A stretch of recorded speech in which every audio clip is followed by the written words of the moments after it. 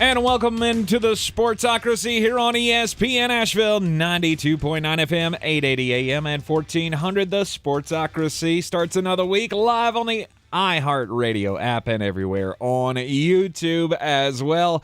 And can you smell it? The football season is officially underway. Week 0.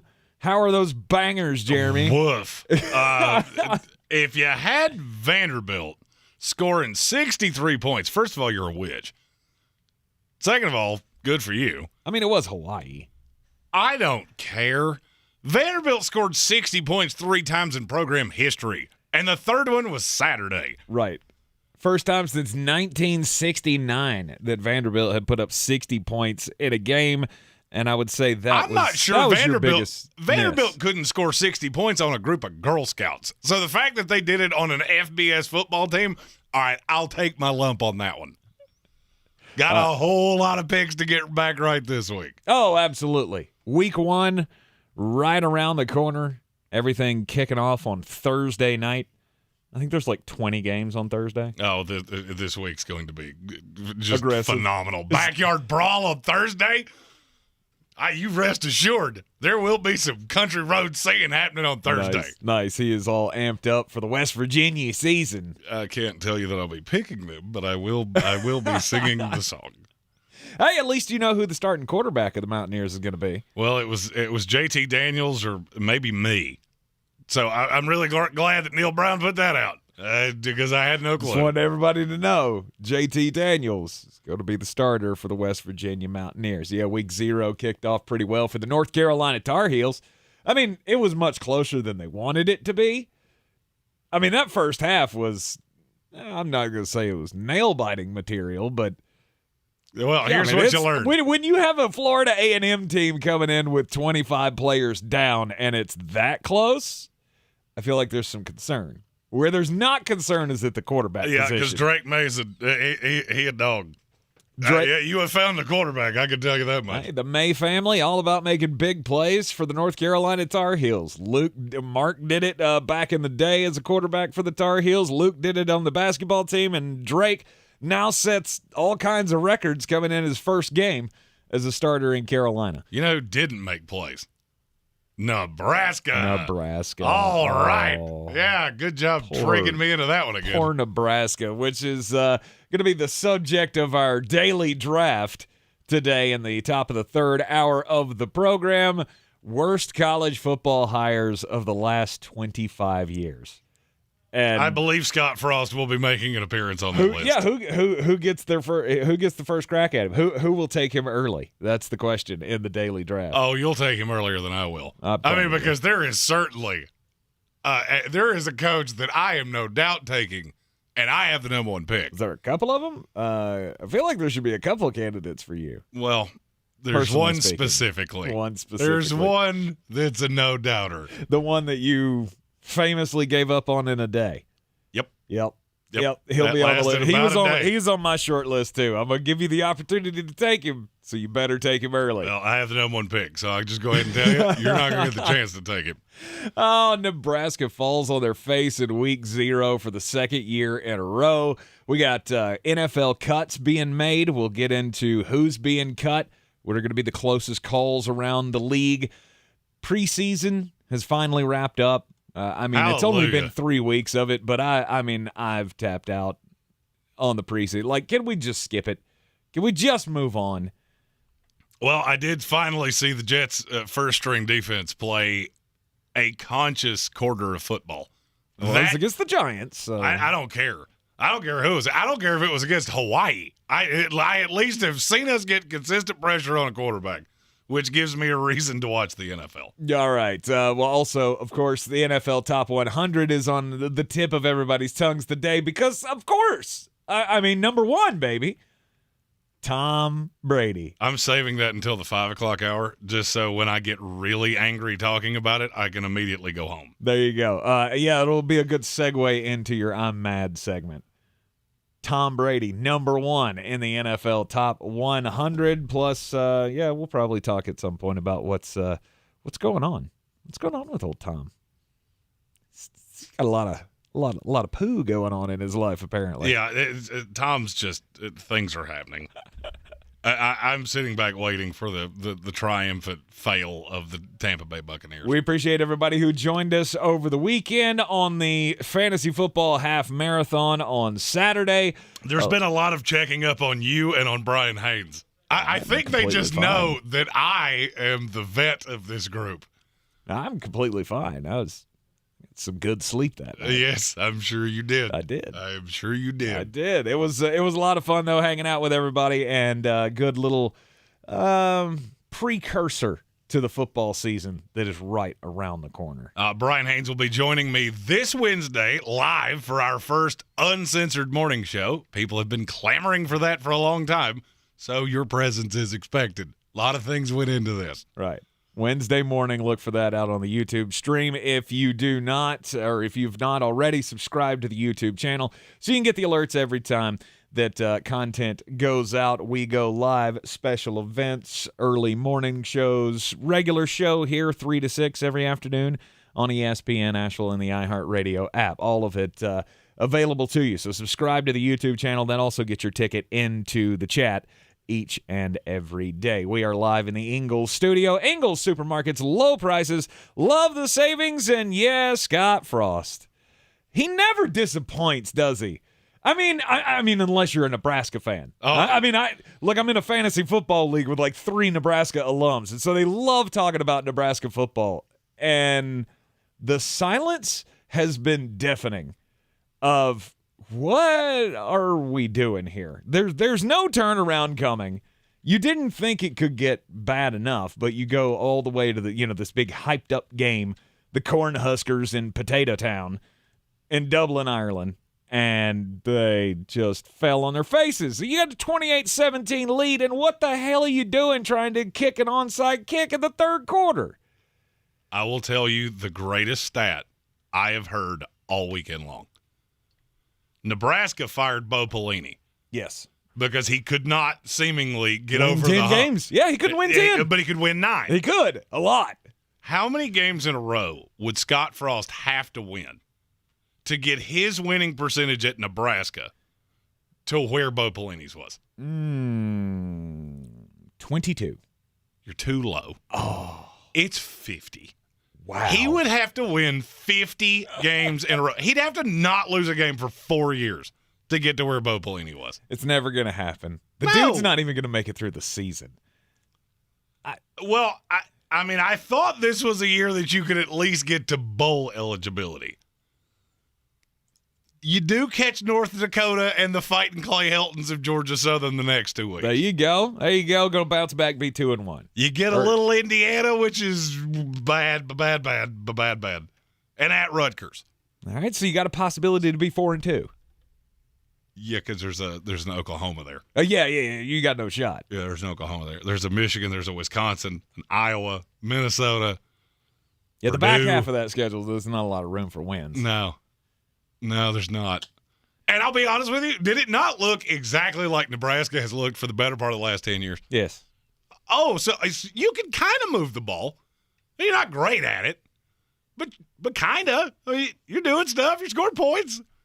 You cannot play dead in a Western defensively. And the onside kick, I don't know who came up with that, but just Jason Garrett golf clap there. I mean, that was like trying to be spicy moment of we're just going to take the momentum of this game right now. We're going to rip their souls from their bodies. And then it went, oh, wait, they got a short field, and now they just scored 14 points unanswered, and we lost. Well, I'm not going to lie. We were doing the marathon live. And obviously, me being somebody that had, we'll say I was a little aggressive on Nebraska. They score a couple times. Okay, now we're getting hunky-dunky. This is where it expected to be. Not 45 seconds later. Well, Northwestern just scored. Yep. Okay. All right. This is not good. Yeah. And the longer it stayed close, the more I went, I'm on the wrong side of this. Yeah, something you didn't see during the marathon was Jeremy hedging aggressively. If we could have been monitoring your accounts, we would have seen the action. I hedged enough to make it not a losing adventure. Go. There you go. Now, it put a lot of liability to get there. Right. But we did. 31-28. Northwestern comes out with the win. What the hell was that trophy, by the way? I have no idea. What are we doing? Like the Cinderella glass helmet. I'm over it with all of them. I don't like any of them. I mean, I don't know that the trophy would have been that bad had Patterson not put it on. Like, if you just had it sitting there, and here's the helmet, oh, it kind of looks cool, it's clear, it's crystal, that's an interesting-looking trophy. Then when Pat Fitzgerald put it on his head, you went, oh, okay. Oh. Yeah, that's weird. That's not good. Yeah, don't do that. I mean, he looked like Lance Armstrong in the Apollo 11 or 13 mission, whatever 11 that was, or Apollo that was. I do have to say, though, and I mean this from the bottom of my heart, thank you, Charlotte 49ers. Thank you for being everything I thought you were. Oh, come on, this is a good team. They could be bowl eligible this year. They could be bowl eligible if they played in a high school We could have an outright upset in week 0. I mean, that's what I read to you on Friday, and you were like, that's the dumbest thing I've ever heard. And I audibly laughed out loud. You did. And if you remember that guy's an idiot. And if you remember, what did I tell you? I said, my algorithm has this as a 30-point FAU lane. Yes. They won by 30. Mm-hmm. 43-13. I think your algorithm also had a 30-point lean for Hawaii, too. It did. But it did. All right. So, I mean, there are flaws. I'm just saying no algorithm is perfect. They're not perfect. We're working out bugs. Maybe a beta. Maybe we were in beta. Yeah. I don't know. Yeah. Not taking into account that this is the SEC versus the Mountain West. Yeah, but I've already said Vanderbilt falls into that. They're a Pino. They're a power in name only. Sure, and no one will disagree with you. But the fact that you see that final score, with that 63-10, and you go. I was hoping we could go the whole show to even for a second think that we had the discussion of what if Vanderbilt goes and gets embarrassed. Like, this could be horrible for this program, for the SEC, for their new coach. I don't even remember his name. Vanderbilt. Yeah. Clark Allay, after he said that this is going to be a national championship program in a few years. How bad would it be for them to start out going to Hawaii and just getting embarrassed? Well, I mean, it was headed down a nice trajectory. Hawaii went down and scored, opening kick, nice little drive, up 7-0. And I'm sitting here going, okay. Couple punts, Vanderbilt turned the ball over, and then they scored. And then Hawaii fumbled the kickoff. And Vanderbilt took it back for a touchdown, and I went, uh-oh. That's if you're not a gambler, you don't know that feeling. I mean, and I'm looking at the box score. That happened with roughly, 8 minutes to go in the first quarter. There are times that early you can go, I am on the wrong side of this. And you go full Ralph Wiggum on the bus of, I'm in danger. Mm-hmm. And I knew it, and it just kept happening. And it didn't get any better. It did not. It did not. It did not get any better. The fighting Willie Taggarts of Florida Atlantic, though, came up with the beatdown against the Charlotte 49ers, 43-13. In the YouTube chat, Kevin Vick asked, did Tank just say Lance Armstrong was on Apollo 11? Wasn't it one of them? I don't remember. Neil Armstrong. Did I say Lance? You said Lance. I did not mean to say Lance. Lance. One of them cheated at cycling. The other was, an astronaut. The other one cheated at the moon landing video. Bingo. I heard it when you said it. I did not hear it when I said it. I went right through that, so I apologize to Neil. Did not mean to get you mixed up with. We're off to a rousing start unicycle. Today. We're off to a rousing start today. We are indeed. The question is, though, topic of the day, how bad is Nebraska? How bad did they screw this up by bringing Scott Frost in? What can they do to make it better? Or have they dug themselves into a hole that they will just never get out of? I firmly believe they dug themselves into a hole and they know it. Because after the break, I'm going to draw a parallel of, all right, let's do it your way. And I'll show you how bad this could actually get. You are in the Sportsocracy on ESPN Asheville. Attention, it's time for the morning announcements. Make sure your parents are aware of the Ingles Tools for Schools program and ask them to link their Ingles Advantage card to our school. Remember, you have to do it each year. Now please stand and join me in the Pledge of Allegiance. I pledge allegiance to the flag of the United States of America and to the republic for which it stands, one nation, under God, indivisible, with liberty and justice for all.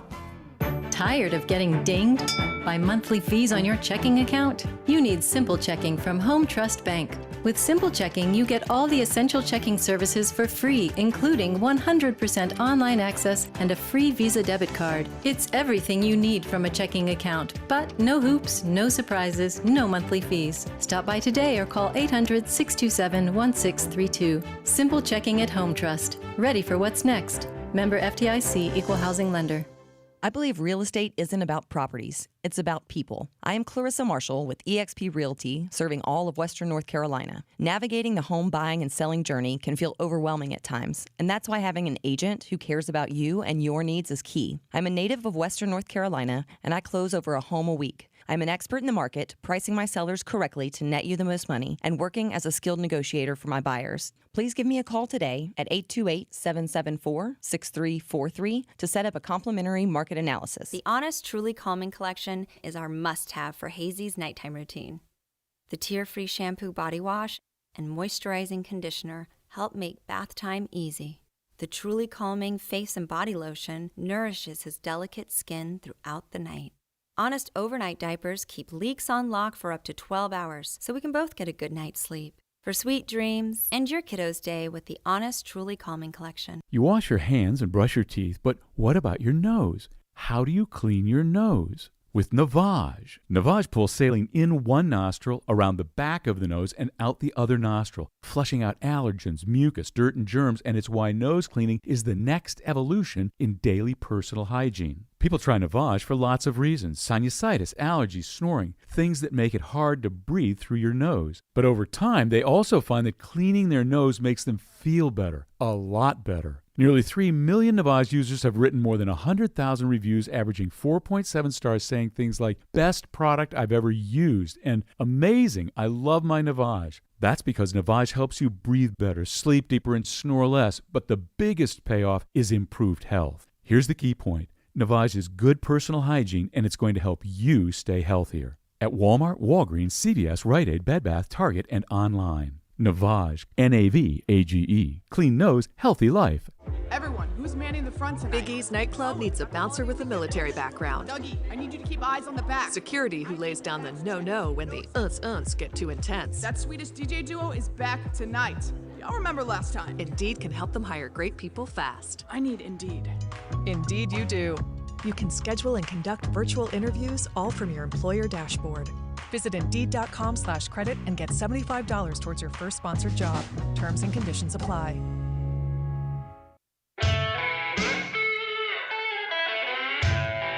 The Sportsocracy. You two are just dumber than a bag of hammers. It is the Sportsocracy, heard everywhere on the iHeart Radio app. And Nebraska, they didn't disappoint this weekend. Well, again, I'll say us. They didn't disappoint us. Disappointed every Nebraska fan. They disappointed me. Well, I mean, did you wager on that one? Did you? Not aggressively, okay. but well, at least there's that. At least there's that. I hadn't had football to wager on in 9 months. What do you think? I don't know. I just feel like I had a heater on Florida State Duquesne. So I just feel like that's one of those things you should have looked at and went, yeah, I could see that coming. I could see Nebraska falling on their face in the opener, and they did. Did not disappoint. Lost 31-28 to Northwestern, a team that less than a year ago they had beaten like 54-7. Mm-hmm. And they struggled. Collapsed in the end. And there was one god-awful play that everybody pointed to at the end of it and went, you're up 11 points in the third quarter, and you kicked an onside kick?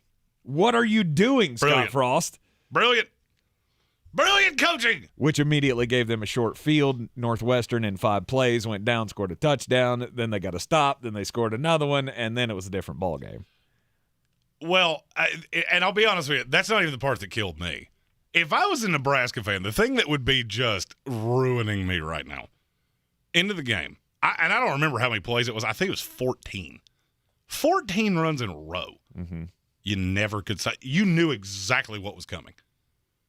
There was a better chance of Ryan Helinski flying than there was of him throwing a pass. You still were nowhere near them. So, I mean, it's just not good. It's not good. But here would be my question. All right, who are you going to hire? All right, let's say you're just done with it. Scott Frost, it's the end. Who in the world would want this job? I think that's what they came to. You got to realize, since Tom Osborne left, there's been way more Bill Callahan and Mike Riley than there has been coach that really wanted this. Mm-hmm. I mean, you could argue that their best years were the Bo Pelini years, post-Tom Osborne. I've always found it funny how little credit Bo Pelini actually gets. Mm-hmm. He had a 700-plus win percentage. He was 67-27. Yep. But it's not good enough. It's not good enough for Nebraska. Frank Solich was good. And you just look at it now and go, all right, so what is the allure? Well, is the weather good? No. It's Nebraska. The media market's good. Nope. Not unless you're really trying to pander to corn. What is the allure? All right, so you fire Scott Frost. Who takes this job? Willie Taggart. You can have him. You think Scott Frost is bad? Run with Willie Taggart. I'm just saying, for a year. is that not the waters they're swimming in now? Oh, absolutely. I was going to say, I mean, after Scott Frost gets brought in, now you got to find somebody who'd be willing to take this job, and you're probably going to be stuck with a guy who might have been at the higher level at one point, but had to take a step back. Willie Taggart, Charlie Strong comes to mind. These are just names that come off the top of my head of once bright budding stars in college football that flamed out, had to go back to the lower levels, and then, hey. What is Charlie Strong doing I now? have no clue. He was on Urban Meyer's staff in Jacksonville. Yes, he was. Because he started yeah, he's at Miami. Yeah, you're not getting Charlie Strong. Okay. No, Charlie, yeah, sorry. Charlie's that ship sailed. Charlie's good. He's the defensive coordinator at the U. Okay, all right. So he's secure. I mean, ask yourself this question. We'll take two teams that played in week 0. Would Clark Lay leave Vanderbilt for Nebraska right now? No. And I don't even think it's debatable. No. Really look at every job in the Power 5. So I think I'd rather be the worst coach or the coach of the worst team in the SEC than I would the Big Ten. I don't know that I agree with that, but I get to live in Nashville. Mm-hmm. All right, so I'm not competitive. I still live in one of the coolest cities in the country. Right. I don't live in Lincoln, Nebraska, just getting housed regularly. Mm-hmm. I mean, but you go through it. I mean, you might be able to steal somebody from the Pac-12. Oregon State's got, I mean, he's an alumni, so I don't know that you're going to get him. Yeah, probably not. It's a bad place to be. Mm-hmm. It's just a bad place to be. Nebraska is now the definition of the school that will never ascertain where they were 30 years ago. That day's not coming. So you're saying they're the Tennessee of the Midwest? No, because Tennessee could be that again. They could. I think Tennessee's I trending saw an opening towards to that. take a shot, and I had to take it. Come on. Oh, I mean, when Kirby Smart leaves, they'll be the Georgia of the Midwest. There you go. Stop that. Yeah, you want to take just remember, you do the show with a comedian. You want to take shots? I can throw right back in there. The NFL cut line is coming tomorrow, right? Tomorrow at 4 o'clock, I think, is the deadline to cut your roster down to 53. Oh, tomorrow's going to be wild. Tomorrow's going to be wild. And we've got storylines all over the NFL. Yes, we do, and we'll track them coming up next, along with getting just a bit outside here on ESPN Asheville. This is your Exergen Temporal Scanner weather forecast on ESPN Asheville. Well, it looks like most of the storms try to hang out on the coast. The big organized areas of heavy rainfall hang out on the coast of North Carolina and South Carolina top of the week. Just an isolated storm in the mountains here early tonight, drifting southeast. Low 65 degrees. Afternoon storm possible Tuesday, 85. And in the low to mid 80s Wednesday, Thursday. Pretty dry forecast for midweek with lower humidity. I'm meteorologist Scott Larimore. That's the latest Weather Channel forecast. This report is sponsored by Indeed.com. Summer days getting shorter and business to-do lists getting longer? You need Indeed. Their all-in-one hiring solution makes it easy to attract, interview, and hire candidates all in one place. Sponsor your first job and get hiring today by visiting Indeed.com/credit. You ever feel like when you're at work, everything you say sounds like this because you're completely unstimulated and you don't care? But then, when you're talking to your friends about things you're truly interested in and passionate about, you sound like you're alive and loving every moment of it. Then maybe you should try podcasting with Spreaker from iHeart. It's the easiest way to podcast and get paid for it. Just head over to Spreaker.com, Spreaker, and start your voyage from ugh to woo! Got chronic joint pain but want to avoid steroids and surgery? Take some advice from pro football legend Emmitt Smith. Call QC Kinetics. Let QC Kinetics help you improve your quality of life with biologic therapies that get your body to repair and restore damaged tissue. These exciting new regenerative treatments from local medical professionals can help your body heal itself with lasting pain relief. Trust me, you want to avoid surgery if you can. Check out these biologic treatments to see what your options are. QC Kinetics. Restorative, regenerative solutions with no downtime, no surgery, no drugs. I'm talking about joint pain we all can relate to in your knees, your shoulders, your hips, and your lower back. They'll get you feeling good again. Get relief now. What are you waiting on? Make the call to QC Kinetics. Tell them Emmitt Smith sent you. Call QC Kinetics, 828-333-9517. That's 828-333-9517. 828-333-9517. Everyone's heard about the housing market and this being the best time to sell a house in years. But the same thing applies to cars. Whether you're looking to buy a car, trade in, or sell that car in the driveway collecting dust, Fred Anderson Nissan of Asheville wants to buy your car. They have 2 on-site managers that work with Kelley Blue Book to give you top dollar for your vehicle. You can even have your car appraised instantly at AndersonNissan.com. Stop in and visit them today at 629 Brevard Road in Asheville or call them at 828-365-1663. Rogue Combat Club, Asheville's home for comprehensive martial arts training, has a goal for our community, one that's stronger, more fit, and unwavers in its support of one another. Rogue Combat Club's instructors have competed at the highest levels and offer classes for everyone from young children to adults in Brazilian Jiu-Jitsu, Muay Thai, and wrestling. Rogue Combat Club classes can help you boost your self-confidence and self-defense skills while weeding out the egos and intimidation found at other gyms. Join today at RogueCombatClub.com. At Ingles, whether we're celebrating Friday night rivals, televising college basketball games, bringing the Fan Fest to semi-pro soccer, or taking you out to the ball game at your minor league park, it's all in the bag. Ingles, low prices, love the savings. Boy, you must be outside your mind. The Sportsocracy. Just a bit outside. He tried the corner and missed. Welcome back into the Sportsocracy on ESPN Asheville. A happy Monday to everybody, and also a happy first day back to school for all you parents who have been stuck at home with your kids all summer long.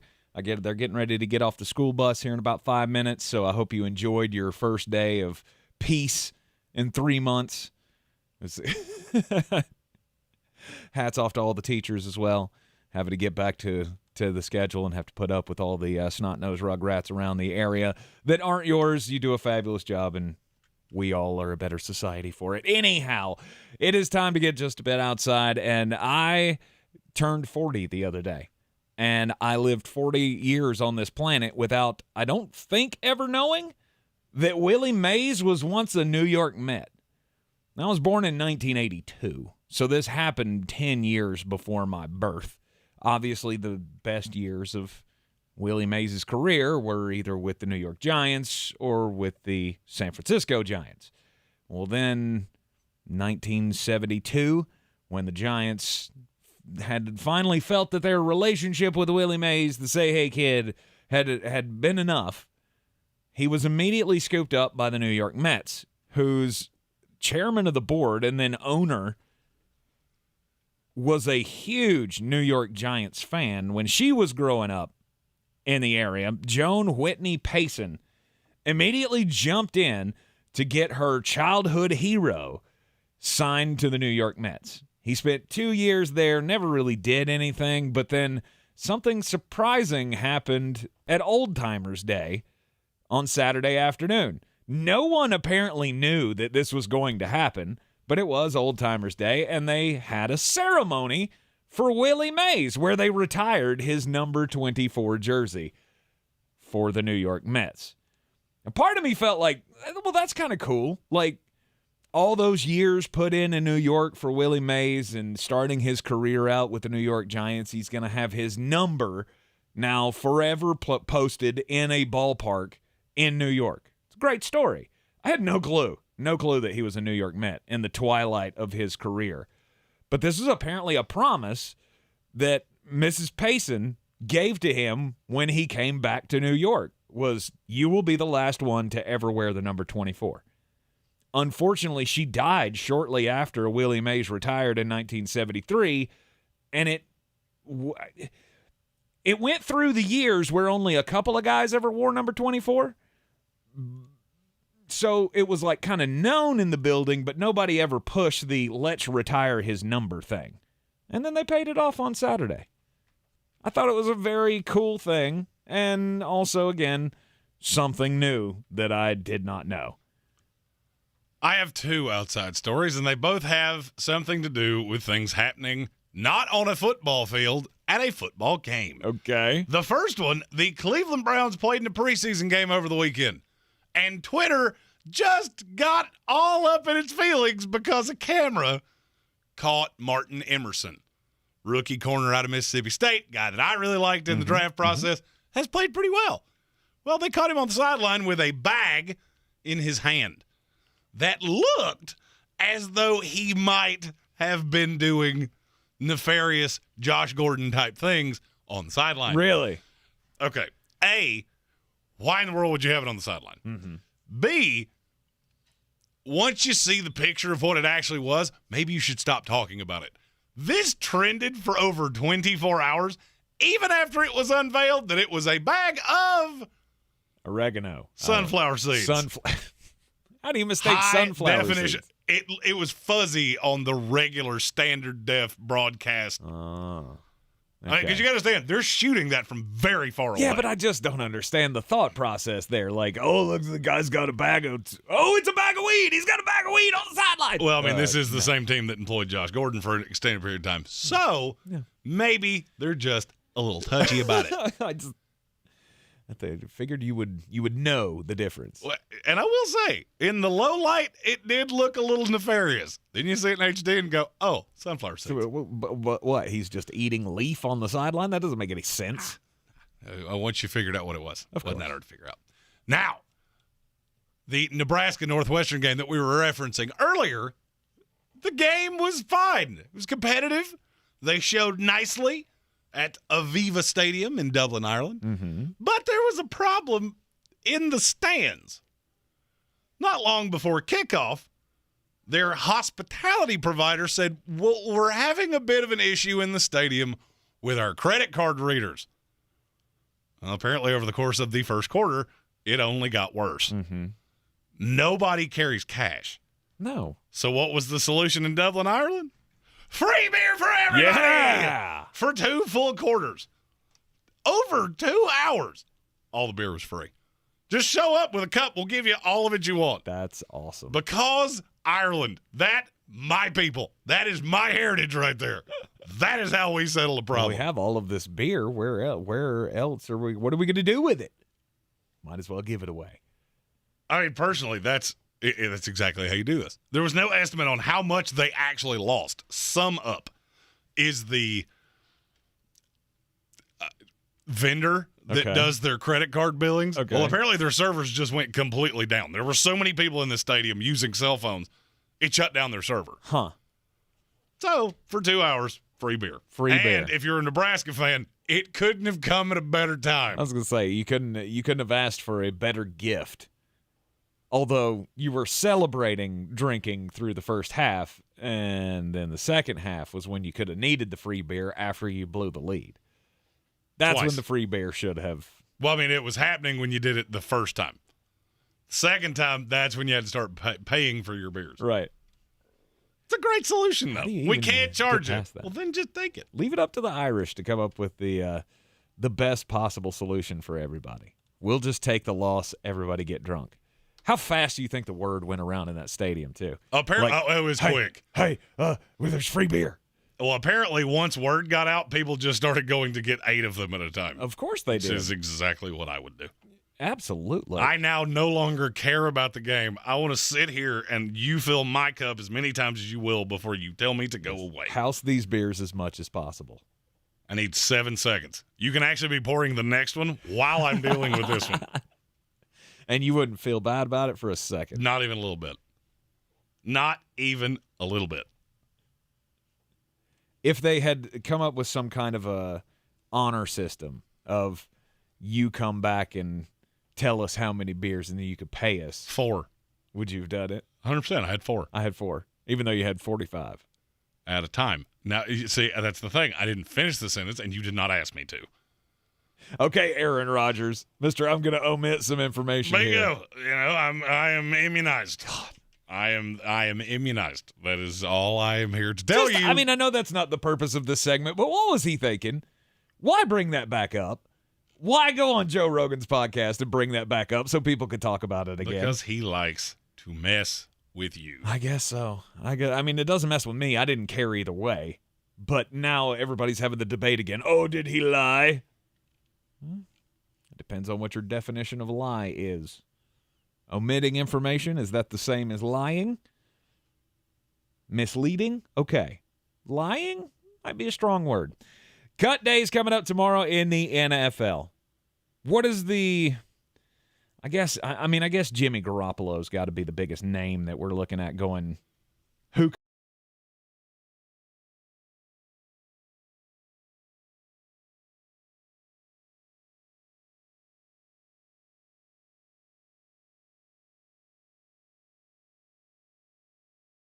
at your door to get Jimmy Garoppolo. Now, the Because question they know is, what you're what would gonna do. happen? That would be my immediate question. What happens if you release him? Because this is not like a lot of other deals. It's not like Jimmy's getting paid regardless. This contract is almost entirely non-guaranteed. Exactly. So the money just goes away. Yes. It's not like he's going to take $1 million to go play in Cleveland. I've heard that no less than 1,000 times. That's not going to happen. I would rather not play. I would rather sit on the sidelines. I don't think that's going to happen either. Yeah, I don't necessarily think it's going to, but I'm saying if those are my options, rather than taking bare bones bottom basement price, super sale, rather than doing that to go play somewhere where I might have a chance to play, I'll just sit out. I think he will find somebody that's willing to pay him regardless, and there are 2 suitors that nobody has ever talked about. One of them makes slightly more sense than the other. Okay. New England Patriots, Las Vegas Raiders. Okay. I mean, I understand both. This is a guy that knows our system. Mm-hmm. He's not really a threat to Derek Carr. He is certainly not a threat to Mac Jones.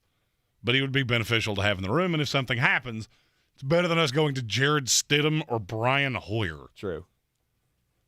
There's is that one, what he wants? That's the question. And I just saw somebody report this for the first time.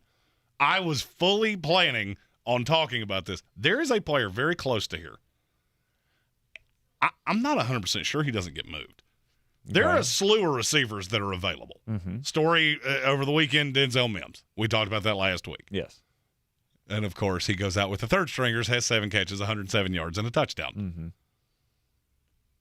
There's a move, and you're going to tell me I'm crazy when I say this. I almost don't see how it doesn't happen. Okay. Denzel Mims played for who? In college. Matt Rule. They have a receiver that's fallen very much out of favor, and I'm not sure that there's not a possibility that you see a 1-for-1. Robbie? Terrace Marshall. Oh, Terrace Marshall. Terrace Marshall's not the 3 in Carolina. Really? He's not. Okay. He's not, and it's not really all that close. Shi Smith.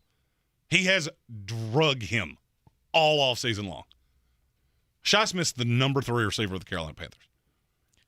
So Terrace Marshall for Denzel Mims straight up. The Jets would go, and yes, do that. And I'm not sure Carolina wouldn't be right behind them. Maybe they would. I think Terrace Marshall is going to get moved one way or the other. Okay. Can't tell you it's New York, but I don't think he's going to be the 4. There's something up there. I don't know what it is. If you remember, I told you I was not wild about this kid anyway. Mm-hmm. No, I didn't scream it from the mountaintops because the last 2 times I said that about LSU receivers didn't necessarily go my way. No, it did not. It did not. But I think there is I think you're going to see a lot of trade movement in the next 24 to 72 hours. More than you would usually see. There's too many names out there. Mm-hmm. There's too many names out there. Darius Slayton's getting moved somewhere. I've been saying that for 2 weeks. You have. Now, where that is, I don't know. They've been getting calls. And I would wager I can tell you at least 6 places that are calling a lot. Cleveland Browns are on line 1. Right. Baltimore Ravens are on line 2. Dallas Cowboys are on line 3. There are a lot of teams that still have holes to fill. Oh, absolutely. And wide receivers are one. Obviously, me being the Tampa Bay fan, I'm going, how about some offensive linemen, huh? Are we gonna go down that path? A lot of that has to do with Tom Brady's attitude lately.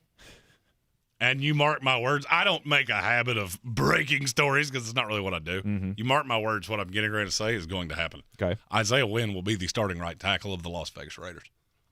Really? He has fallen so far out of favor in New England that it's pathetic. They have already moved Trent Brown to the left because they do not trust Isaiah Wynn. Mm-hmm. Who is his offensive coordinator? Josh McDaniels. There you go. He seems to trust him, and he is rather desperate for a right tackle right now. Did Alex Leatherwood get cut, or is that he didn't get cut? Or is that just the rumor that he's going to get cut? He's not going to get cut, but he is not good at footballs. Mm-hmm. I saw that somewhere on social media over the weekend, and when your offensive line situation for your team is bad enough for you to go, Alex Leatherwood, maybe that could be an improvement. Yeah, I don't think anybody's doing that. Oh, I think Tampa Bay would do it. Oh, you wouldn't. Just trust me. We've seen enough of Alex Leatherwood. What is my favorite phrase to say about offensive linemen before the draft? He's a guard, he's a guard, he's a He's guard. a guard, he's guard, he's guard, he's guard. And we need one of those. Yeah, Alex Leatherwood, he's a guard, he's a guard, he's a guard, and he's not a very good one. Tampa Bay needs one of those. We need a not very good one because right now we have some dude who should be stocking shelves somewhere. Yeah, that line's not overly impressive. But I do think Isaiah Wynn is one that probably gets moved. Okay. All right. And now, there are other places. It's just you always like to read the tea leaves of a place. When you get to this point, you need to have some form of familiarity. Mm-hmm. That's the reason I'm saying if you look at Jimmy Garoppolo, there are better places for him to land. I'm not sure there are places that he can just swoop in and be even a legitimate backup. I don't want to wait 4 weeks for Jimmy Garoppolo. I need him up to speed immediately, and there's 2 places he can do that. Okay. And there are just a slew of other players. Jalen Reagor. I always get to the point, so I've gone through and done my 53-man projections for every team in the league. If I get to the point where exactly do you fit? Those are guys I start thinking, all right, you're getting moved somewhere. Mike Gesicki, I said it last week. Mm-hmm. I don't know what is happening there. I do not know. If they could rescind the franchise tag right now, I think they'd do it. They'd do it in a heartbeat. I really do. I think they would rescind the franchise tag on him right now. And you've been calling that since day one. Because it doesn't make fit the sense. system. Yeah, you've kept saying he doesn't fit the system. He doesn't fit the system. And, I guess we're finding out that, there is some truth to that.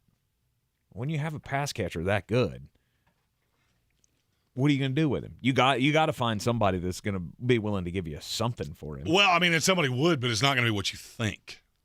I mean, you got to understand, if you do, it goes back to what I just said about Isaiah Wynn and what I said about Jimmy Garoppolo. If you don't know the system, I'm getting you for 3/4 of the season at best. Mm-hmm. Mike Gesicki, how much of the offense could you possibly know? Unless you wind up with the Jets, which is not happening, right, or San Francisco, who has no desire to, and that's the problem anyway. You don't fit in this system. So you're going to go somewhere and have to learn all new terminology 2 weeks before the season starts. That puts you in a bit of a bind. Mm-hmm. Cut day's coming, though. And it's going to be a close call, as it always is, for guys on teams. But will there be any super surprises in the cuts that come? That's the big question. super surprised. I mean, you'd have to give me an example of when you say super. I mean, no superstars going to get No. But I mean, is there like a guy who you thought was, this sort of like Terrace Marshall? We thought coming into the offseason he was going to be solidly the 3 in Carolina behind Robbie Anderson and DJ Moore. Well, now the offseason or the preseason hadn't gone his way. He looks like he might be on the outs there. Not saying he's going to get cut, but somebody in that kind of an area that you thought had a pretty good spot on the depth chart that ain't going to be around anymore. A running back will be released in Kansas City. I'm pretty sure it's Ronald Jones. Ronald Jones. I'm not positive of that. Isaiah Pacheco is the starting running back. I'd agree. That's just the way it is. Mm-hmm. Well, it kind of leaves a big old matzo ball out there somewhere. I mean, do you really think you're going to have Clyde Edwards-Helaire as the passing down back? There are going to be a bunch of running backs available. Mm-hmm. Now, when there's that many on the market, it makes it less likely that anything happens. But I could see a path. That's one of those guys you look at and go, he was moved for a 5th-round pick, a conditional 5, because they don't believe in him. It's very obvious. Mm-hmm. Miami's the team I think I'm the most interested in, because there's a lot of noise of guys that they could move, weapons that don't necessarily fit. Preston Williams, that is a receiver that's gotten more love on this show and done absolutely nothing to deserve it. Bingo. But he could probably be had now for Auden Tate. I would say Auden Tate. You stop with that slander. Auden Tate is one opportunity away from being a Pro Bowler. Not even on a team. Will be. Give it time. A wise team will see what they're getting in Auden Tate. You're in the Sportsocracy here on ESPN Asheville, 92.9 FM, 880 AM, and 1400. Our communities are filled with wonderful people who make living here great. At Home Trust Bank, we're proud of that. And that's why we focus on helping homeowners prepare for what's next. Our local mortgage bankers have the experience you need and exceptional personal service you'll appreciate. Home Trust Bank is ready to help make a house your home. When it's time to buy, visit your local Home Trust branch or go to htb.com/mortgage. When I finally drove the old car into the grave, I knew there was only one place I was going to go. Fred Anderson Nissan of Asheville, home of the family plan. And yes, they treat you like family. I went in, told them what I was looking for, told them my budget, and in no time, I was signing the paperwork on my certified pre-owned vehicle. They have the area's largest selection on quality pre-owned vehicles and certified Nissans. They go through a 167-point inspection, so you know it's not going to let you down. They gave me the Carfax report, so I know the history of my vehicle. And the Fred Anderson family plan gives me things like oil changes and car washes and loaner cars if I have to have major work done on the car in the future. For me, buying a car has always been an intimidating thought. But the folks at Fred Anderson Nissan of Asheville made it super easy. Don't be like me. Don't wait till the last minute to get a deal done. Go to AndersonNissan.com or stop by the showroom at 629 Brevard Road. And don't forget to mention we sent you from the Sportsocracy and get a $250 bonus on your trade-in at Fred Anderson Nissan of Asheville. Since man created roads, they've been looking for ways to get off-road and vehicles to take them there. That's where Outlaw Off-Road comes in. A premier off-road center for Jeeps, trucks, and SUVs with a complete lineup of off-road and overland services, including maintenance and repair to make your vehicle all that it can be. Check out their location right here in Western North Carolina at 85 Avery Creek Road. Call them today at 828-974-8480 or visit them on the web at theoutlawoffroad.com. Progressive presents Forced Metaphors about bundling your home, auto, and other vehicles. Any sports fan knows defense wins championships. Your championship is your boat, motorcycle, RV, or ATV. And your best defense is the round-the-clock protection offered by Progressive, which is like having a goalie, a 7-foot shot-blocking specialist, and a linebacker all wrapped into one. Which, to circle back, means you're going to win the championship. Because, you know, defense. Forced Metaphors. Presented by Progressive. Bundle and protect today. Progressive Casualty Insurance Company and affiliates. Discount not available in all states or situations. Every search you make, every click you take, they'll be watching you. Tired of companies like Google and Facebook watching everything you do online? There's actually a simple solution. DuckDuckGo. It's an all-in-one privacy app with a built-in private search engine, web browser, one-click data clearing, email protection, and more, all for free. Download the app today and get the most comprehensive privacy protection with a push of a button. DuckDuckGo. Privacy simplified. Ray Magliozzi here for eBay Motors. You're driving along and some nimrod cuts you off. You hit the horn. Jeez, it sounds like a goose in distress. Time to head over to eBay Motors. They have horns for every make and model, not to mention horn pads, steering wheels, wiring, and more. 122 million parts. You can even go for an upgrade. Now, looks like Mr. Cutoff Man needs a new seat cover. Try eBay Motors, pal. Get the right parts at the right prices. eBay Motors. Let's ride.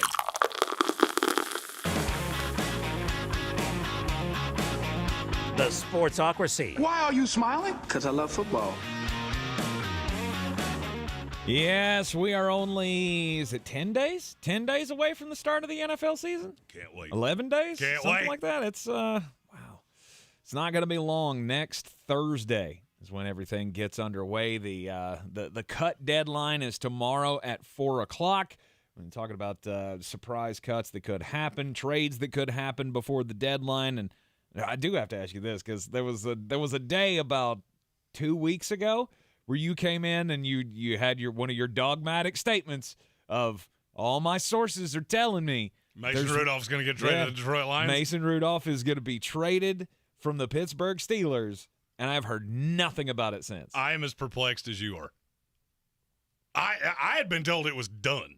Then they cut Chris Olodikin, the kid from South Dakota State. Yep. Who they liked. And but that flies in the face of everything I've been told. It doesn't make any sense. I still hear that's what's going to happen. Really? Mason Rudolph is going somewhere. I do not believe he will be on the Pittsburgh Steelers roster. The Detroit Lions are the team that is screaming from the mountaintops that they have to do something at backup quarterback, because behind Jared Goff, they have me. Yeah. Dave Bluff. Ugh. Blouf. And after, we don't want to point any fingers, but Dan Campbell railing about the fumble late in the game in the preseason by David Bluff. I could see where they want to make a move at quarterback. Something's going to happen there. It's just a question of what. Mm-hmm. This is going to be a very interesting 24 hours. Actually, right at 24 hours. 24 hours and 5 minutes. Mm-hmm. Possibly a name that I've just seen today that got cut from their team, Jaquiski Tart, the veteran safety that got cut by the Philadelphia Eagles. So I guess he has been cut. He has been cut. He's on the official cut list now. So Jaquiski Tart's been cut. That was one I had heard, but I didn't really believe it. He's just the first of what could be names that that get cut. You're not going to see, some big surprise of, some superstar player getting cut. That never happens. But there are guys that you go, hey, he's a good player. Why did he get cut? And they'll be picked up immediately. And there are several teams that are going to do the fun game of cap calisthenics. They put out the 53-man roster at 4 o'clock tomorrow, and about 6 of those guys don't actually make the team because they start scouring the waiver wire. New York Giants. They will be in on everyone. Everyone. Why? Because they believe. They have 4 positions that somebody's got to make the roster. You have to have 53 players. Right. They don't have 53 players. What? The Giants, there are positions on that roster. Tight end. They don't have an NFL-level tight end on the roster. Right. Who's the leader in the clubhouse? Daniel Bellinger? He's the current starter because Ricky Seals-Jones is on IR. That's another fun game that you have to play. Is that a Mike Gesicki spot? That's another fun game that you have to play. Because technically, if you're going to put a guy on IR, this is a rule just bear this in mind. Because this will lead to players that have NFL-level talent getting released. Mm-hmm. If you're planning on bringing a guy back, so the IR designated to return, they have to make the 53-man roster. They have to be on the roster for 1 calendar day. Well, that means you have to cut somebody with the intention of bringing them back. Mm-hmm. Well, if they're subject to waivers, what do you do now? That's going to lead to the Dallas Cowboys are the one that will be fun. Because Dallas is not going to have a kicker or a long snapper on their team when they put out their 53-man roster because they have to put Tyron Smith has to be carried. Mm-hmm. And there's another one. There's another guy that is not going to be ready for the start of this, Gallup. But they don't want to put him on the PUP list. Right. So you have to play the calisthenics of, hey, Brett Maher, you keep your phone on and you don't answer calls that are not from us. Those are always good for one team getting burned every single year. Right. Also saw this. Carson Strong. He's been cut loose. Well, you know. Go ahead. Say I told you so. Well, he was an undrafted free agent, so it's shocked. You are in the Sportsocracy here on ESPN Asheville, 92.9 FM, 880 AM, and 1400. What questions do we have from the NFL preseason going into next week's start of the regular season? We are just days away from the NFL kickoff. We'll talk about all of that coming up next. This is your Exergen Temporal Scanner weather forecast on ESPN Asheville. Well, it looks like most of the storms try to hang out on the coast. The big organized areas of heavy rainfall hang out on the coast of North Carolina and South Carolina top of the week. Just an isolated storm in the mountains here early tonight, drifting southeast. Low 65 degrees. Afternoon storm possible Tuesday, 85. And in the low to mid-80s Wednesday, Thursday. Pretty dry forecast for midweek with lower humidity. I'm meteorologist Scott Laria-Moore. That's the latest Weather Channel forecast. This report is sponsored by Total Wine and More. Imagine you just visited TotalWine.com and found your favorite Cabernet at the lowest price. And with their incredible selection and expert guides, you even found yourself a new favorite. Always love what you find at Total Wine and More. Drink responsibly. Be 21. Real estate isn't about properties. It's about people. I'm Clarissa Marshall with eXp Realty, your native realtor serving all of Western North Carolina. I will work hard for you, and I believe in doing the right thing every time. I market each of my listings to reach out-of-town buyers. I use a professional photographer and drone video on every single listing, as well as collaborate with agents across the country to find your buyer. Check me out online at clarissasellswnc.com or give me a call at 828-774-6343. It would be my pleasure to assist you through the real estate process. It's the Labor Day sale at Mattress Warehouse. Save up to $1,000. Plus, get free next-day delivery. Upgrade to an adjustable base for free. With mattresses starting at just $99, there's a mattress to fit every budget. Visit Mattress Warehouse. I'm Hannah Waddingham, and this is Hustle Rule, an audio docuseries featuring the untold stories of women soccer players around the world. From the streets of Santos, Brazil, to a truck smuggling Afghan refugees bumping along a road in rural Denmark. These are the stories of players willing to risk everything for the game they love. Listen to Hustle Rule on the iHeartRadio app or wherever you get your podcasts. Don't stop for nobody. From the Ingles Studios, this is ESPN Asheville, WPEK, W225CJ Fairview, WMXF Waynesville, and iHeart radio station. Christine Lisi. Washington Commanders running back Brian Robinson remains hospitalized after being shot twice yesterday in his lower body in an attempted carjacking or robbery attempt. Robinson posted on Instagram that his surgery went well. The team has not ruled out his return this season. This first day of the U.S. Open is a big one. Serena Williams tonight begins the final major of her tennis career before retirement with an opening round matchup against Danka Kovinic. The early round matchups certainly favorable for Serena, a 23-time Grand Slam champ, to be successful this summer, notes ESPN tennis analyst James Blake. It is a great opportunity for her, just straight by the book of a match up for her to get started in this event. Kovinic is about who you would handpick for her to play in this first round, and then possibly Kontaveit in the second round, someone that really has not had a very successful summer either. We can dream. First round coverage of Serena tonight, 7 Eastern, ESPN TV. Dodgers put right-hander Tony Gonsolin on the injured list with a right forearm strain. He's anchored the rotation for LA, which has the best record this season in the majors at 88-38. Brought to you by Capital One Auto Navigator, where you can find a car, get pre-qualified instantly, and see your real monthly payment without impacting your credit score. Capital One, what's in your wallet? Terms and conditions apply. Find out more at CapitalOne.com/Auto Navigator. He's a degenerate gambler. You are a smelly pirate hooker. And he's cheaper than oxygen. He's useless. But somehow, they make it work. Jeremy Greene, Tank Spencer, There's no holding back in the Sportsocracy, presented by Ingles Supermarkets and Fred Anderson Nissan of Asheville. It is the Sportsocracy here on ESPN Asheville, 92.9 FM, 880 AM, and 1400. The Sportsocracy heard everywhere on the iHeartRadio app, seen everywhere on YouTube. I'm Tank Spencer. He's Jeremy Greene. And, well, Saturday was fun. Saturday was fun as the fantasy football half marathon went off. Sorry, my headphones just went out and so I'm trying to figure out how to get that back going. But anyway, Saturday was fun with the fantasy football half marathon. We got some new signups as well for the Battle for the Belt, our year-long DFS contest that is going to not only give you the opportunity to win lots of fun swag, including the belt itself that is being made by someone who once made wrestling belts for an active organization. Was that Impact Wrestling? Yes. Impact Wrestling.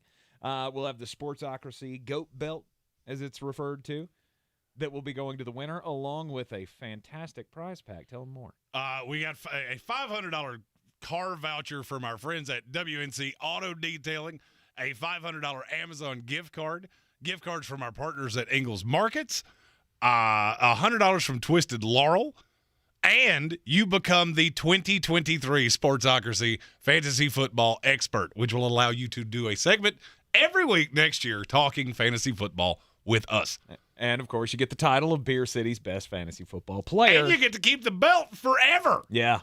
Yeah, it's a great deal, and all it is a $20 donation at thesportsocracy.com or on the Patreon, patreon.com/thesportsocracy. You can get in on the contest for a $20 donation. Proceeds will be going to Eblin Charity's St. Nicholas Project. If you want to get in through the Patreon, you have to do it by Wednesday. Wednesday is when that will freeze because you get September for free. So if you want in that way, you need to do that by midnight on Wednesday. Okay. But you can also go to our Facebook page, facebook.com/thesportsocracy. And the first post is the prize pack, all of the things. There's a link right there. You can do it in 15 seconds. Just since this show started, our old friends Tommy Bradley and Ronnie George, they're both in too. Yeah. Wow. This is going to be a Blast great from the past. This is going to be a great big Sportsocracy reunion. I'm very excited by this. I am very excited as well. We want to get as many people involved, of course, for the great cause of Eblin Charity St. Nicholas Project, which last year helped 1,350 families be able to put presents underneath the tree for their youngsters at Christmas. And so we support that cause, and we'll be donating the proceeds thusly. Kevin McCalligan in our YouTube comments said the only thing I can beat Jeremy at is golf. Would never compete against y'all in fantasy or a drinking competition. Well, here's the thing. You're not actually competing against us. You're competing against us for the belt. But one of you is going to win the lovely prize pack. Yes. You do not have to beat me to win that. Yeah. No, you just have to finish second because Jeremy's not going to give up the belt if he wins. Jeremy's locked and loaded for fantasy football this year. Between me, armchair commentary, Cowboy Zach Hurst, all the fun players around here. And we will have you every bit that locked and loaded. This week, if you're a Patreon member, you will also be getting all of my college football picks. Deep divey. Nice. It's an FBS team. There is a pick. And this will be our last Sunday as well without the usual fantasy football, set your lineups last-second news show that we do each and every Sunday for the football season. It's here. It's here. We're back. It is. And NFL cuts, as we said late in the last hour, they are happening as we speak. We will give you any updates. We said there would be no major surprises, but there might be some names that that wind up on the cut list today.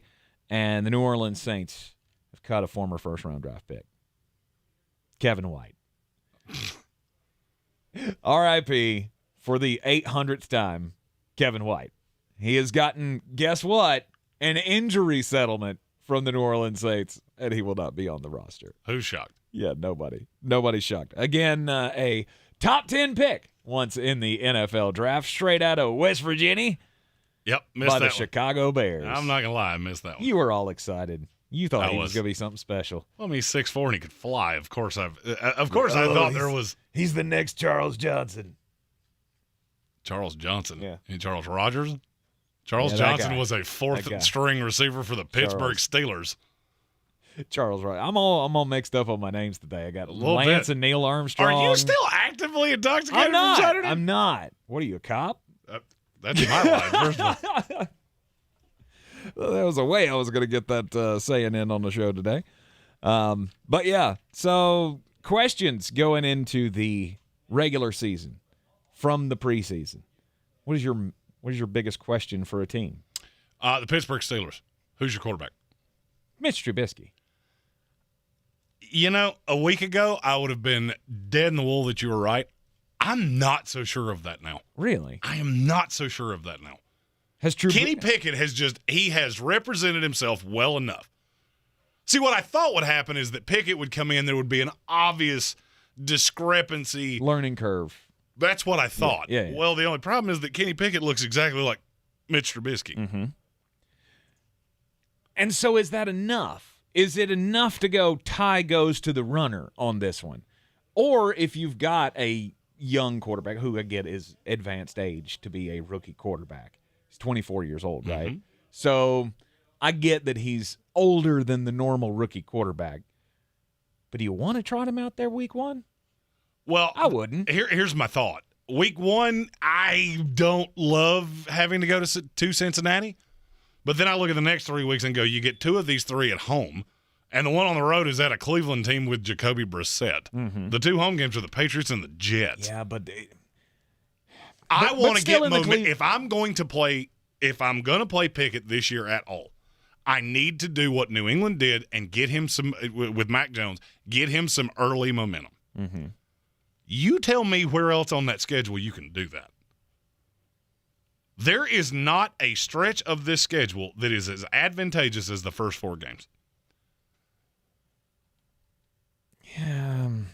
As I said, a week ago, I would have been absolutely all on board of it's going to be Trubisky. I am not so sure of that anymore. You may be right, but with one of the biggest questions of this Pittsburgh Steelers team being their offensive line, do you want to trot him out there against Myles Garrett? Are you going to trot him out there this year, yes or no? Yeah. Then this is the time to do it. Okay. I mean, because you say that, all right, go down the back half of that schedule. You do realize that you have to play the Eagles, the Saints, a Colts team whose front 4 is vastly improved, Mm-hmm. the Ravens, the Raiders. You're going to run into that problem regardless. So the question is, where can you get momentum behind him, get the game reps under him? Mm-hmm. And look, I'm not telling you it's a foregone conclusion. I'm also looking at Mike Tomlin being so coy about this. We're not going to – stop that. You're not Brian Kelly. Stop doing that. Right. Makes me think that it actually might be Kenny Pickett. One that I have to address because it's been asked of me a bunch of times. Malik Willis is not starting over Ryan Tannehill. No. Now, did I see things from Malik Willis that I liked? I did against 3s. And that's exactly what he should be doing. Mm-hmm. It should tell you everything you need to know about Tennessee and how comfortable they are with Malik Willis. That they're only going to carry 2 quarterbacks. The fact he will be the no doubt backup, there is no Logan Woodside, that should tell you they feel very comfortable with him. Is he better than Ryan Tannehill right now? Oh, good God, no. The decision-making will show up against ones, I promise you. But I could see a path towards the back half of the year. With this being a contract year for Tannehill, if things don't go well, I could see him getting some reps in the back half of the year. I would also say you got to look at the teams. Like, okay, Pittsburgh's never had a losing season under Mike Tomlin, right? So they've been a contender, threatening for a playoff spot or in the playoffs every year he's been the head coach. They've got a quarterback decision to make. They've got a rookie in-house, and they've got a veteran. Now, obviously, it's not completely apples to oranges with Tennessee, but Tennessee's got a chance to win this year. I mean, and I'm talking win this year. Mm-hmm. Pittsburgh does not. I would say they're in the same boat. I put Pittsburgh Really? and Tennessee, to me, they're right next to each other. I believe in the framework of the franchise, but there's a lot of things I don't like. Yeah. I don't know. I look at Tennessee and I go, you were, again, number 1 seed in the AFC last year. you've still got a lot of positives for that team. You're expecting your defense to be better than it was last year, so we've got a chance to not only win our division, but possibly go deep into the playoffs if we get the right breaks. With Tennessee, I just look at the last 5 games. You get the Jaguars twice, the Cowboys in Nashville, the Texans, and the Chargers. Mm-hmm. That screams Malik Willis to me. If you're going to play him this year, that's where you would do it. Mm-hmm. But you also may be sitting at the top of your division at that point. And if you are, then you're certainly not going to do that. Yeah. But if you're not, and this is going the way I think it's going to go. Unless you're in the lead of your division and the Chargers are in the lead of their division, and you both go, okay, you know what? We don't really need to play this game. Is that the last game of the season? The Chargers game? No. Oh, okay. The order you said that in made me believe that was the last game. No, it's Jaguars at the Chargers, Texans, Cowboys at the Jaguars. Okay. That's where I could see Malik Willis. In terms of the other rookies, I don't see a path that you really see any of them. Mm-mm. I mean, obviously, Corral is on IR, so he's not coming back. Right. Desmond Ridder, I've been asked a lot of questions about him. The thing, and I said this last week, and I'm going to reiterate it. You have to be careful with mobile quarterbacks in the preseason because a rookie is trying to prove something. Defenses, A, are very vanilla in the preseason. B, they're not expecting a quarterback to take off. Mm-hmm. So when you see somebody like Desmond Ridder that can do that, it really steers into them looking better than they are. And you come out week 1, now they know you can do that, and now they're expecting you to do that. So the decision-making has been encouraging for him, but if I'm Atlanta, there is no shot he sees the field this year. I don't know about this year, but no shot he sees the field this year. I have too many other things Marcus that I'm counting Mariota's on. going all season long. I do not care.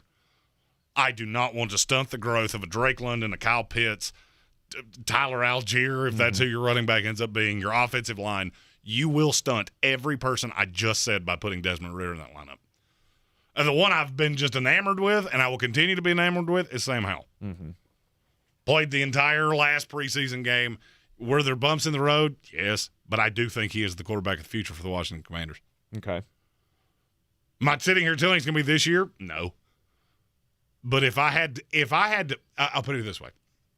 If I had to bet of the 5 quarterbacks that went in the first, 5 rounds in this draft, if I had to bet which one was a franchise quarterback, if you told me there was only one, it's Kenny Pickett.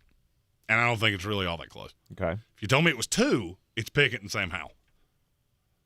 Then you get to 3, and I'm like, anybody but Matt Corral. I don't care which one. Just give me anybody but Matt Corral.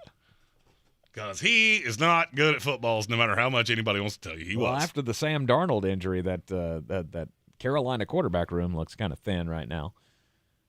Kurt Brown, our newest member of the House of Reprehensibles and a Pittsburgh Steelers fan, in our YouTube chat said, if you put Pickett in now, acquiring Mitch was useless because Pickett won't lose the job.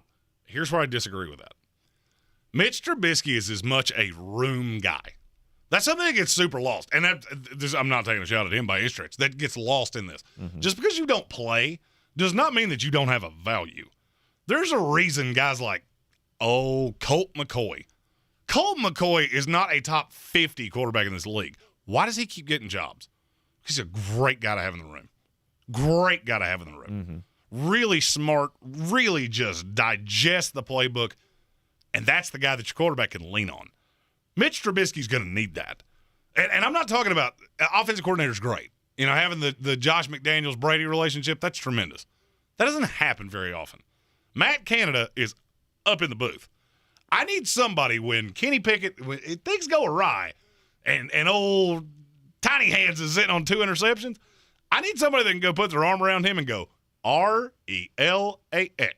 And that's what he's here for. You think Mitchell's the guy to do that? I think he can be. Okay. I'll tell you, there's been too many people around Buffalo that have said this kid was the ultimate teammate with Josh Allen. And he did it with Josh Allen. What do you think he's going to do with a rookie? So I can't say that if Trubisky doesn't play, that's not a spent cost to me. I need that guy in the room, and I need it not to be, target practice for Myles Garrett, Mason Rudolph. I needed the guy like Trubisky. Where else do we have questions going into this season after the 3 weeks of preseason and joint practices and all the drama? We'll continue up next. Time saver traffic on the new ESPN Asheville. Couple extra brake lights for us this afternoon in Asheville on 26 westbound. We're seeing some brake lights here between Long Shoals Road and 191. The good news, no accidents, just a little extra congestion. No problems to tell you about right now on 240 in either direction. A little bit of some construction delay on 40 in between 25 and Dunsmore Avenue. I'm Tom Hutter with your Time Saver Traffic. This report is sponsored by Dell Technologies. The Dell Technologies Labor Day event is here. Start a season of productivity with up to 48% off Vostro laptops with 12th Gen Intel Core processors. Upgrade by calling 877-ASK-DELL. Over 50,000 police officers are assaulted each year. Help police by not escalating. Address any complaints after the encounter. Comply now, complain later. Keep everybody safe. This message brought to you by the National Police Association. Learn more at nationalpolice.org. You ever feel like when you're at work, everything you say sounds like this because you're completely unstimulated and you don't care? But then, when you're talking to your friends about things you're truly interested in and passionate about, you sound like you're alive and loving every moment of it. Then maybe you should try podcasting with Spreaker from iHeart. It's the easiest way to podcast and get paid for it. Just head over to Spreaker.com, Spreaker, and start your voyage from ugh to woo! Dak Prescott here. Why do I choose proven quality sleep from Sleep Number? Because better sleep elevates my game. Only my Sleep Number 360 smart bed helps me fall asleep faster, keeps me cool, and effortlessly adjusts for my best sleep. The result? 28 minutes more restful sleep a night. That's more focus, more edge, and more highlights. And that means more wins for all of us. Save 50% on the Sleep Number 360 limited edition smart bed plus free delivery when you add a base. Ends Labor Day. To learn more, go to sleepnumber.com. Sleep Number, the official sleep and wellness partner of the NFL. Every search you make, every click you take, they'll be watching you. Tired of companies like Google and Facebook watching everything you do online? There's actually a simple solution. DuckDuckGo. It's an all-in-one privacy app with a built-in private search engine, web browser, one-click data clearing, email protection, and more, all for free. Download the app today and get the most comprehensive privacy protection with a push of a button. DuckDuckGo. Privacy simplified. Everyone's heard about the housing market and this being the best time to sell a house in years. But the same thing applies to cars. Whether you're looking to buy a car, trade in, or sell that car in the driveway collecting dust, Fred Anderson Nissan of Asheville wants to buy your car. They have 2 on-site managers that work with Kelly Blue Book to give you top dollar for your vehicle. You can even have your car appraised instantly at AndersonNissan.com. Stop in and visit them today at 629 Brevard Road in Asheville or call them at 828-365-1663.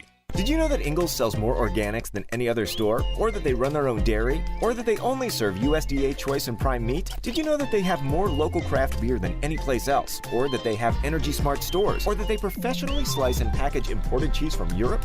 Did you know about their giant international aisle, local farm partnerships, curbside pickup, wine department? Or that they donate 3,956 meals a day to local food banks? Well, now you do. It's all in the bag. Ingles. Low prices. Love the savings. The Sportsocracy. What are you people? On dope? It's ESPN Asheville. We are the Sportsocracy. Tank Spitzer and Jeremy Greene. Welcome everybody in online, listening on the iHeart Radio app, also watching us on YouTube. Just go to thesportsocracy.com, click on that live video link. Don't forget to subscribe to the channel so you can join us in the chat. One of the biggest questions about depth chart things got answered in the strangest way possible yesterday. Thoughts and prayers to Brian Robinson. The Washington Commanders rookie running back from the University of Alabama got shot twice yesterday. Non-life-threatening injuries. He's made it through surgery. They say everything so far is fine, but he is obviously not going to be ready to play anytime soon. They haven't ruled him out for the year. Right. The report from the doctors today was that they do think he could still play at some point this year. Yeah, Ron Rivera says it's not a given that he's going to miss the entire year, but after all of the hype of, well, look at Antonio Gibson's buried on the depth chart, not anymore. He never was. He never was. He never was. But, yeah, definitely serious moment. Brian Robinson, all of us are behind you. We wish you a speedy recovery. Cannot wait to see you back on a football field. It's just absolutely crazy. Shot twice in a carjacking in the D.C. area, and hopefully a swift recovery for him. Now, other questions going into the season. There are a lot of teams that have offensive line problems. Yes. A lot. And there's not a whole lot of solutions out there. That's the reason I've been just deadlocked on Isaiah Wynn, Andre Dillard from the Philadelphia Eagles, who I'm not sure could play a tree in a child's play, but he's alive. He's a usable body. He is a currently healthy NFL offensive lineman, which is better than I can say for some teams. The market's high right now, or it should be very high right now on who would otherwise be termed useless offensive linemen. I mean, if you got a lot of teams, Baltimore Ravens, they're going to have to keep 2 extra linemen because you don't really know what's going to happen with Ronnie Stanley.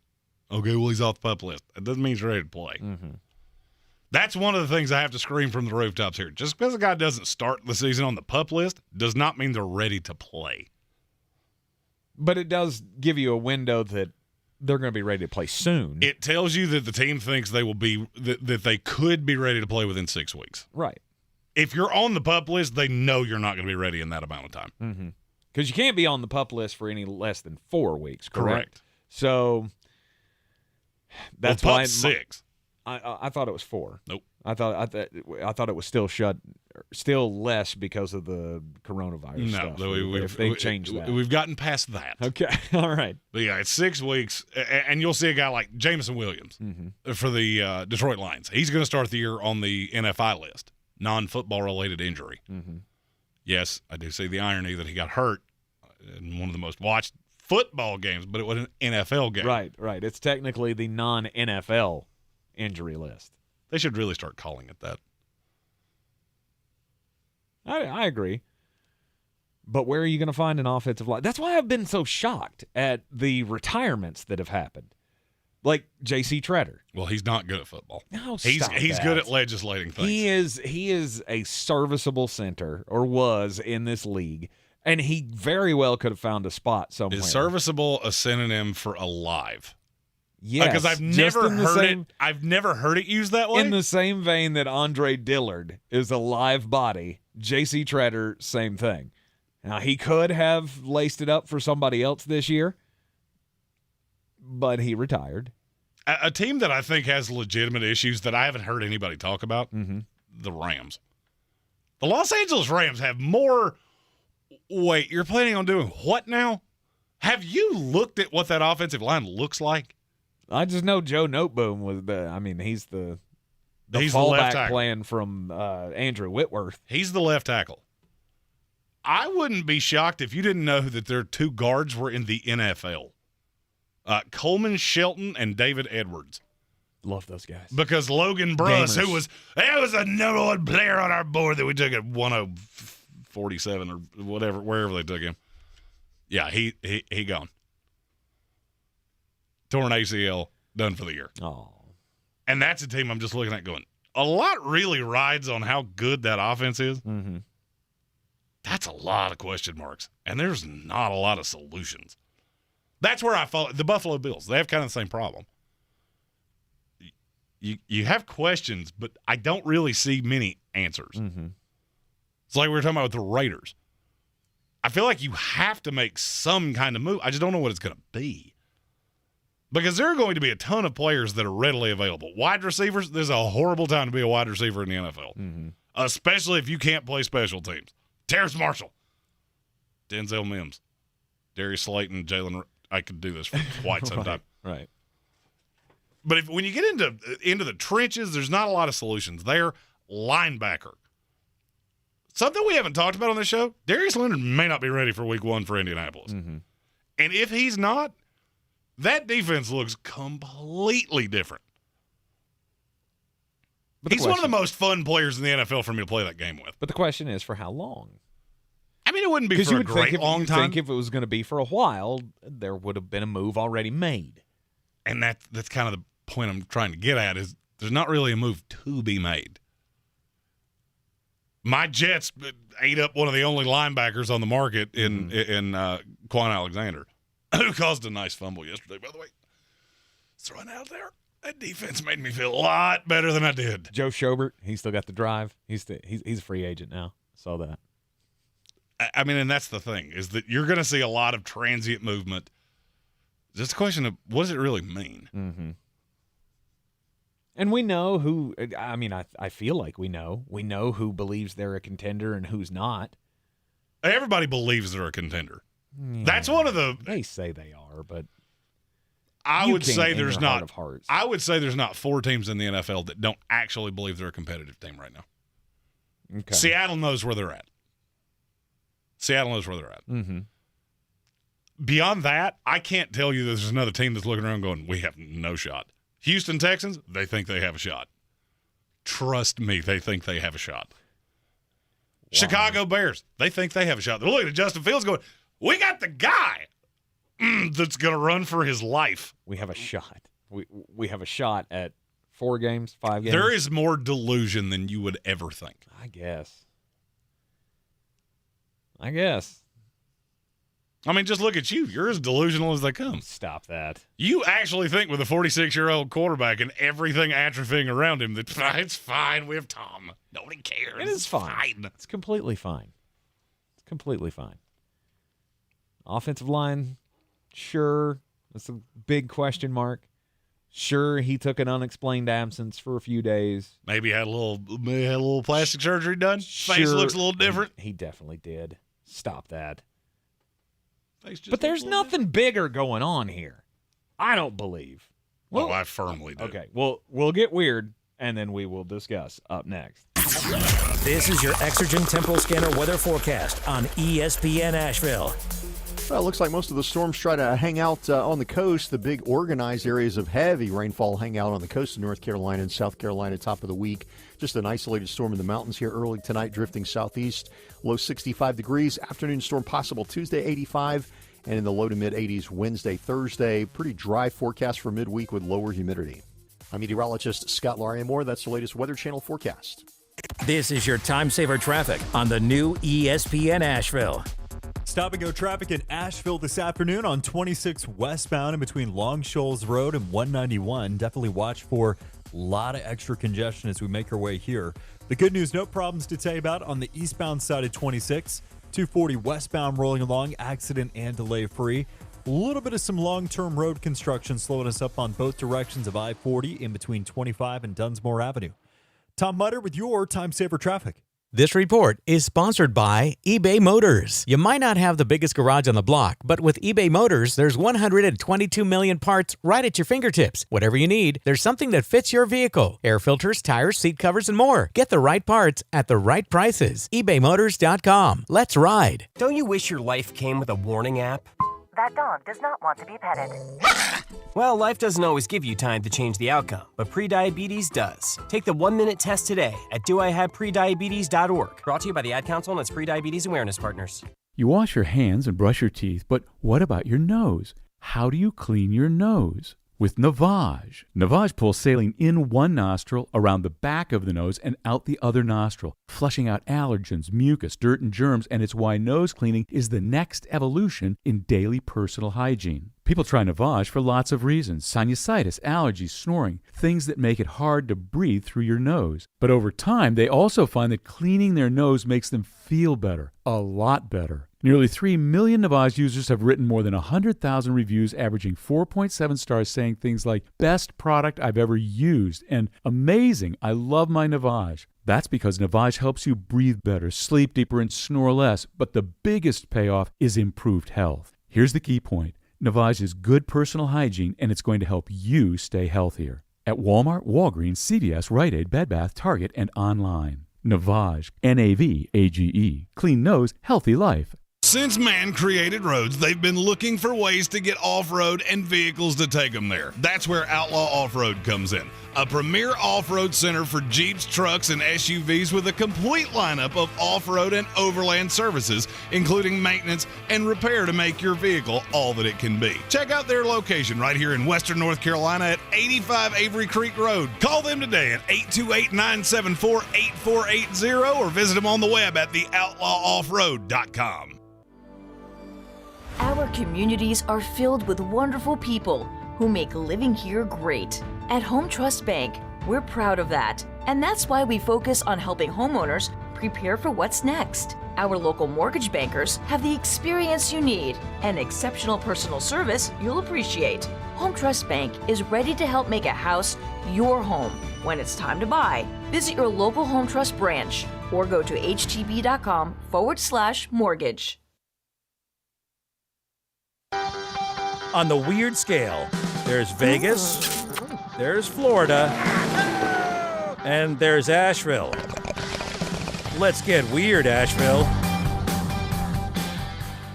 We all love seeing things on the internet that would... Life hacks. Life hacks are a big popular thing on the internet.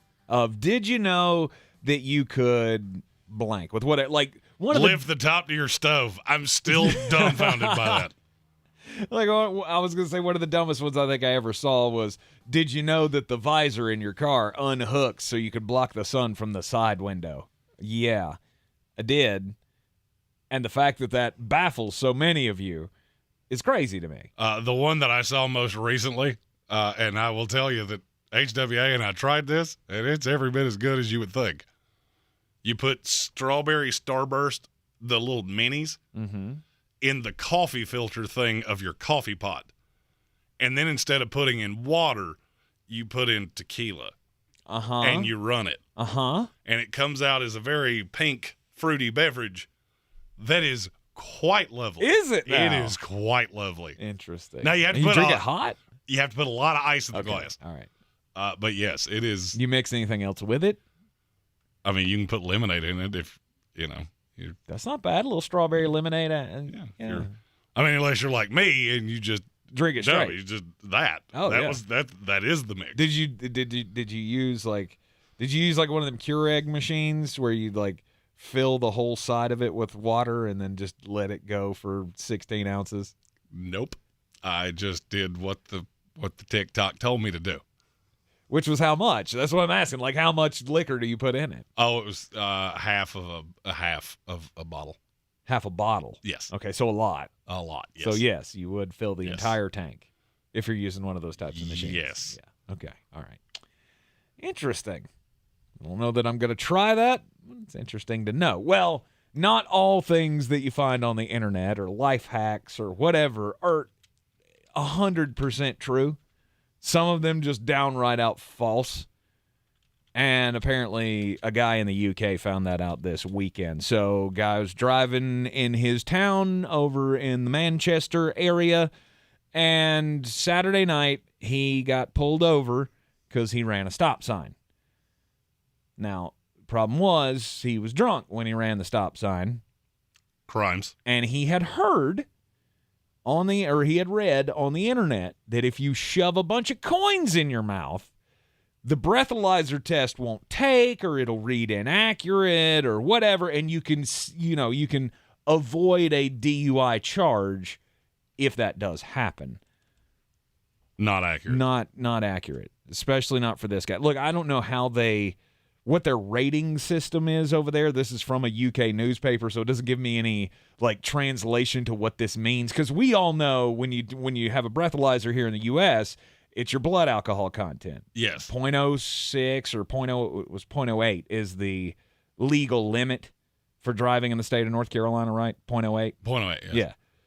Okay, so when they gave the breathalyzer test here in the UK, the legal limit in England is 35. Whatever that means. 35 what? I don't know. It Crumpets? doesn't give me any explanation or what. Is it 35 bad teeth?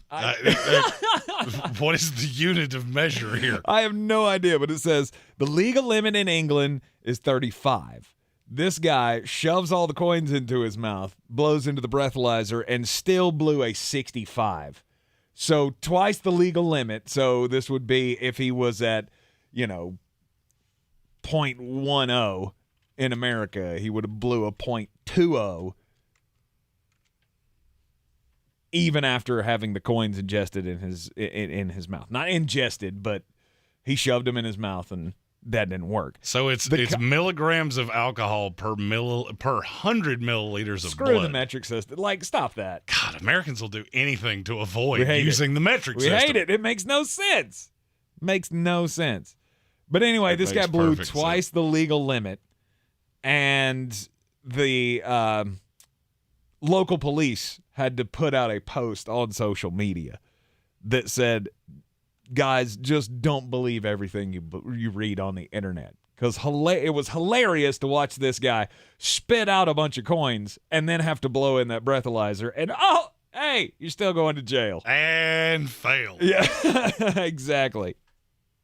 There was a flight. It was coming from the Sudan to Ethiopia. This was a week ago. Okay. But the story was just reported. So they're flying on the route, and they get close to the airport, and it's time for them to start their descent. But they don't. Not a good sign. Nope. Plane was on autopilot, just kept cruising right past the descent point. Oh, wow. There's a very simple reason as to why. This is one of the most unsettling things, as somebody that flies a lot, that I've ever heard in my life. Where was the pilot? Both pilots were asleep. Asleep? Don't sleep while you're flying a plane. I mean, that's the reason it's got the autopilot, right?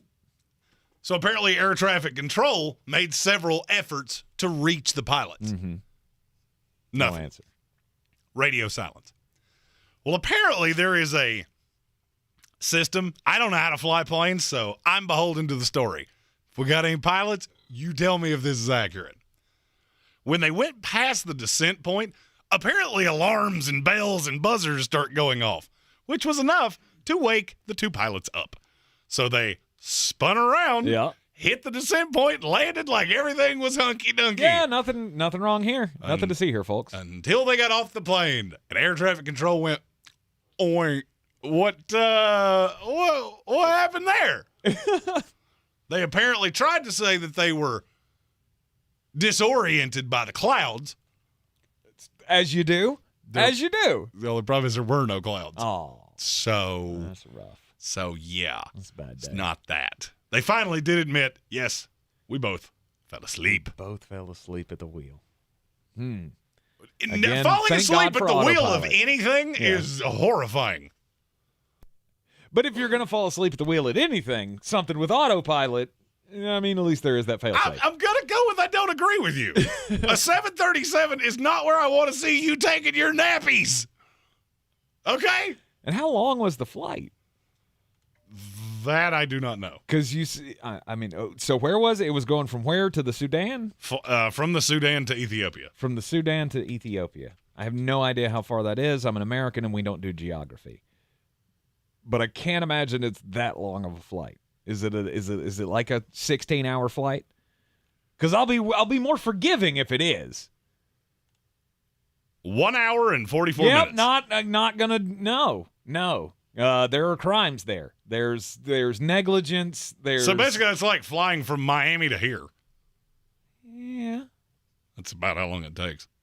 Really? Yeah, I've done it a bunch. Okay, all right. I've never done that trip, so I don't know. All I know, the only flights I've ever taken are either like from here to Atlanta, which is like it's up, steady, down. That's how quick it is. It's a little bit longer than Charlotte, which I don't think you ever actually level out. No, you it goes straight up and then straight back down. You almost get to where you're going, but there we go. Right, exactly. Then the only other trips I've ever taken have been much longer flights than that. I'm thinking Charlotte to Boston was like 3 hours. Atlanta to the Dominican Republic, that was a long flight. There were certain airports that I just avoided like grim death. I heard Greene earlier talking about the Denver airport. Okay. I did that one time. That is the biggest place on the planet Earth. He was telling me it has to be the biggest airport in the United States. I didn't have to Google it. I already knew it was. Is it? Oh, yeah. Oh, okay. It's ridiculous. I know at one point the Atlanta Hartsfield-Jackson Airport in Atlanta, that was the busiest. Oh, it's no. We're talking about size. Oh, size. Because he landed, he had a connecting flight. Yeah. So he landed and had to get across the airport. And in my head, I was thinking, nope, not happening. Not happening. Not even with the train system and all that. You could have had a moped sitting on the tarmac waiting to take you where you were going. You still wouldn't have made that. Right. Wow.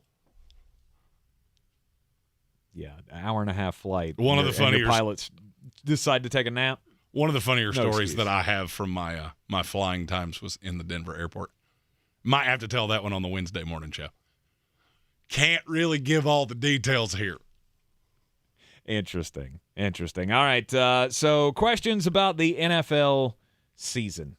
In the YouTube comments, Alex Majabi asked, was there a team that you watched in the preseason that made you really concerned about their outlook for the year? And there were a few. One that we've already talked about. The Jets offense terrifies me. Mm-hmm. I don't care if Zach Wilson, Joe Flacco, Mike White, the legend that is Mike White, Chris Streveler, I don't really care. I am horrified by some of the things I've seen. Others that worried me, Arizona has worried me this entire time just because it looks very dysfunctional. Mm-hmm. I'm not even – and the thing of it is I don't really care about when your starters play. I believe we talked about this a couple of weeks ago. I don't really make sweeping declarations about how good you are from the preseason, but I can look at somebody and the way that everything runs and go, ooh, that's not how that's supposed to go. Mm-hmm. And I felt that way with Arizona more than once. Seattle, we've talked about that one. It just looks very but we knew. Confused. Yeah, but we knew. New England looks completely lost. Mm-hmm. Other than that, look, I'm not saying this because Sports Freak Brian Hall's right down a team that made me feel really good when I finally saw their starters together, Miami Dolphins. Mm-hmm. And I'm not trying to put too much into that, but it looked good. When you smoke a team in the preseason like that, either one of you is reasonably good or the other one is terrible. Mm-hmm.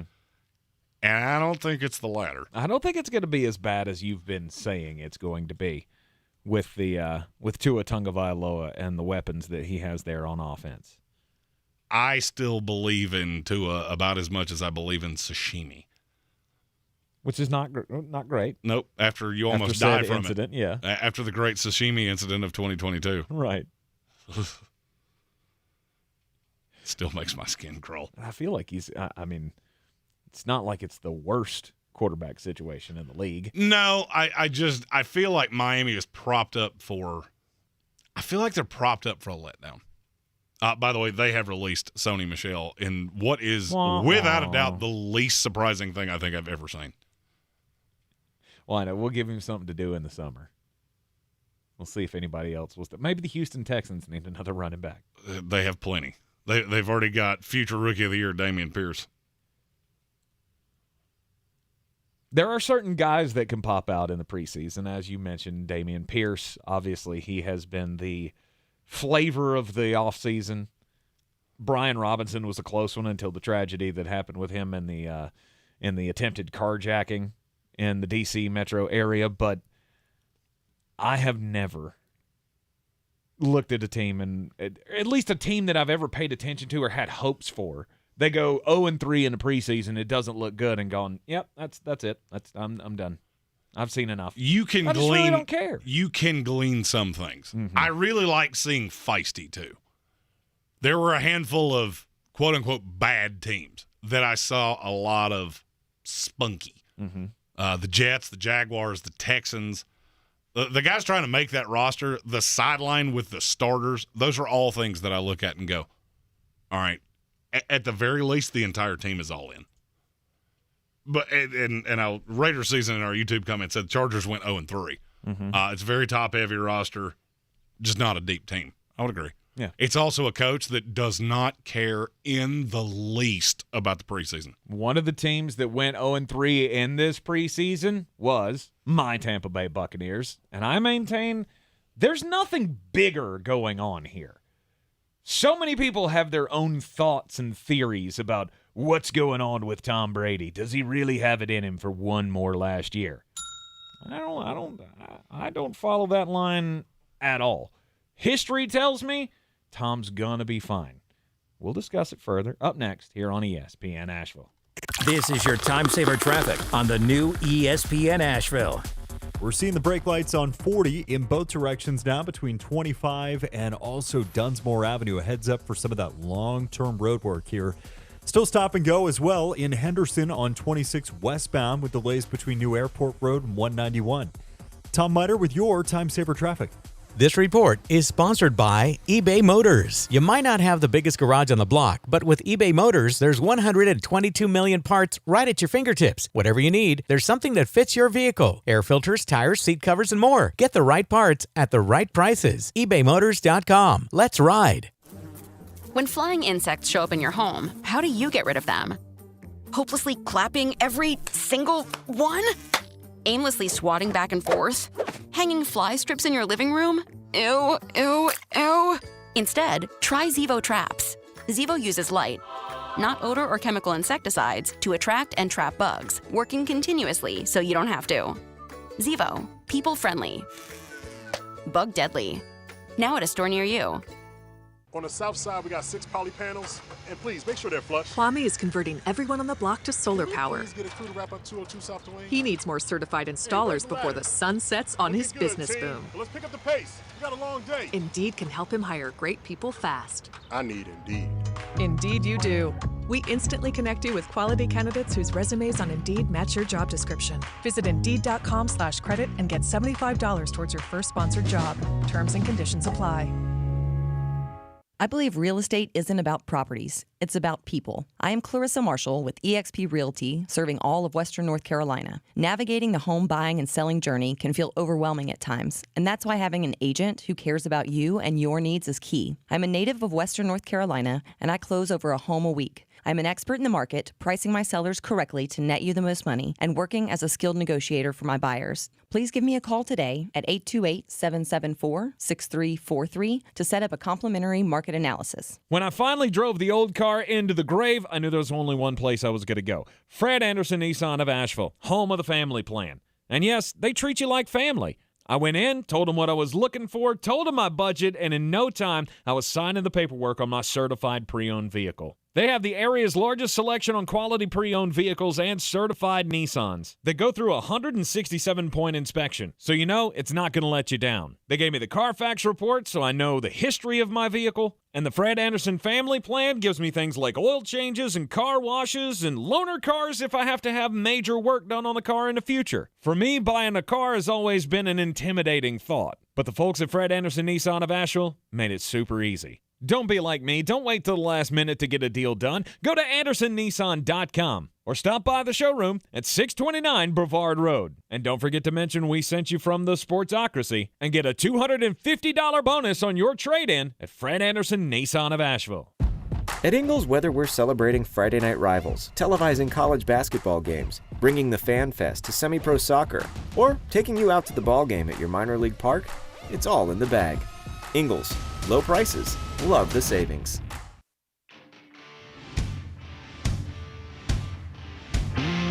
The Sportsocracy. Pull up your pants, take off the bra, and be a man! Oh, Kevin Harlan calls are coming right around the corner, folks.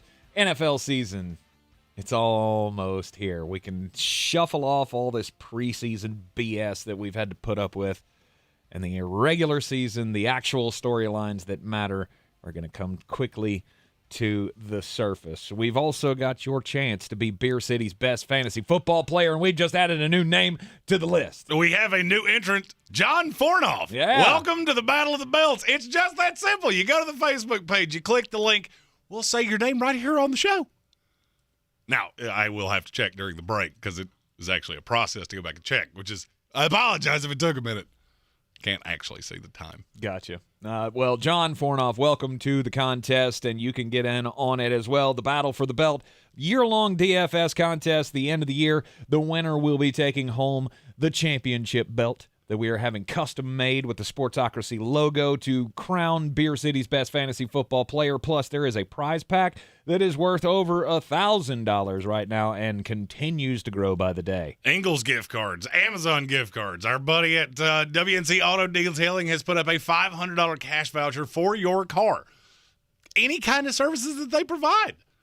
And a $100 gift card from Twisted Laurel. It's all part of the pack.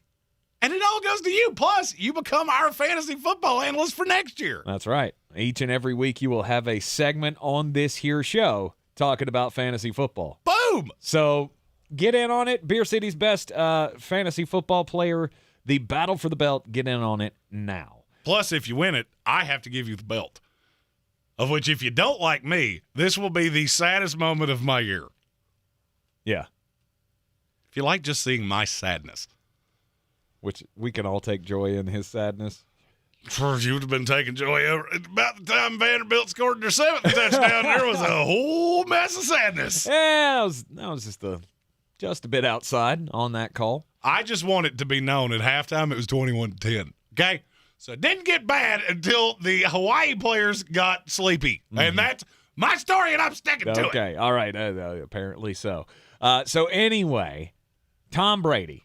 Tom Brady's the talk of the town because he had the 11-day absence from practice in the middle of training camp. What's going on? Tom Brady doesn't do this, gone for personal reasons, and then he shows back up and doesn't quite look himself. There are some jokes around the internet that he may have been replaced by aliens. Oh, I'm reasonably sure he was abducted by aliens. No, he was not. There's a very simple explanation for all of this. Look, I don't know what kind of personal stuff he's going through. After the game against the Indianapolis Colts, they asked him about it, and he was, very vague in the Tom Brady way that he is. But he did say, look, I'm 45 years old now. There's a lot of bleep going on, so you just have to try and figure out life the best you can.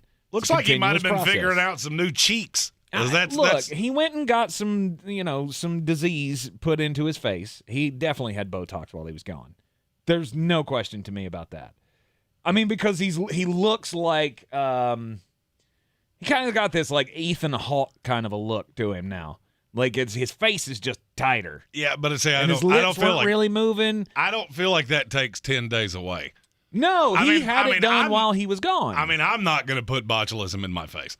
Now, I'm not averse to putting some forms of poison, but it's the oral way. Yeah. The liver damaging way. That's the poison. I'm not vain enough to. Frankly, there's only so much you can do to I feel like this day and age, everybody's got their own poison. It just depends on what level of poison you're willing to ingest. Bingo. And Tom Brady, there's a reason that he stays so beautiful. I mean, think about it in the history of the NFL, how many guys have gone from looking like a nondescript ogre in his, rookie to second year seasons to being, Mr. Calvin Klein. Oh, one of my favorite memes has always been the picture of Brady now versus the rookie picture that says you're not unattractive, you're just poor. Right. That's it. Look. However, that's not really my problem. Okay, what's your problem? My problem is, why are you being so cloak and dagger about this? All right, if there's nothing here, just kill it. Just kill the story. If you tell us where you were, you explain it, it'll go away. The fact that you keep toying with us is what makes this a story. He's afraid to explain it. Who cares what the explanation is? He's married to one of the most beautiful women on the earth, and he's got a gajillion dollars and 7 Super Bowl rings. I don't want to hear that you're embarrassed. But the thing that bothers me is I'm looking at a roster that is full of young guys. Tom's the face of this franchise. I heard LeVar Arrington say this, I believe it was the end of last week, going, if I'm one of these young guys, I got problems. I've been sitting here bunked up with a bunch of smelly dudes for the better part of the last 3 weeks, and Tom's going to the Bahamas. Yeah, I got a problem with that. I got a problem with that. And I think things like that marinate.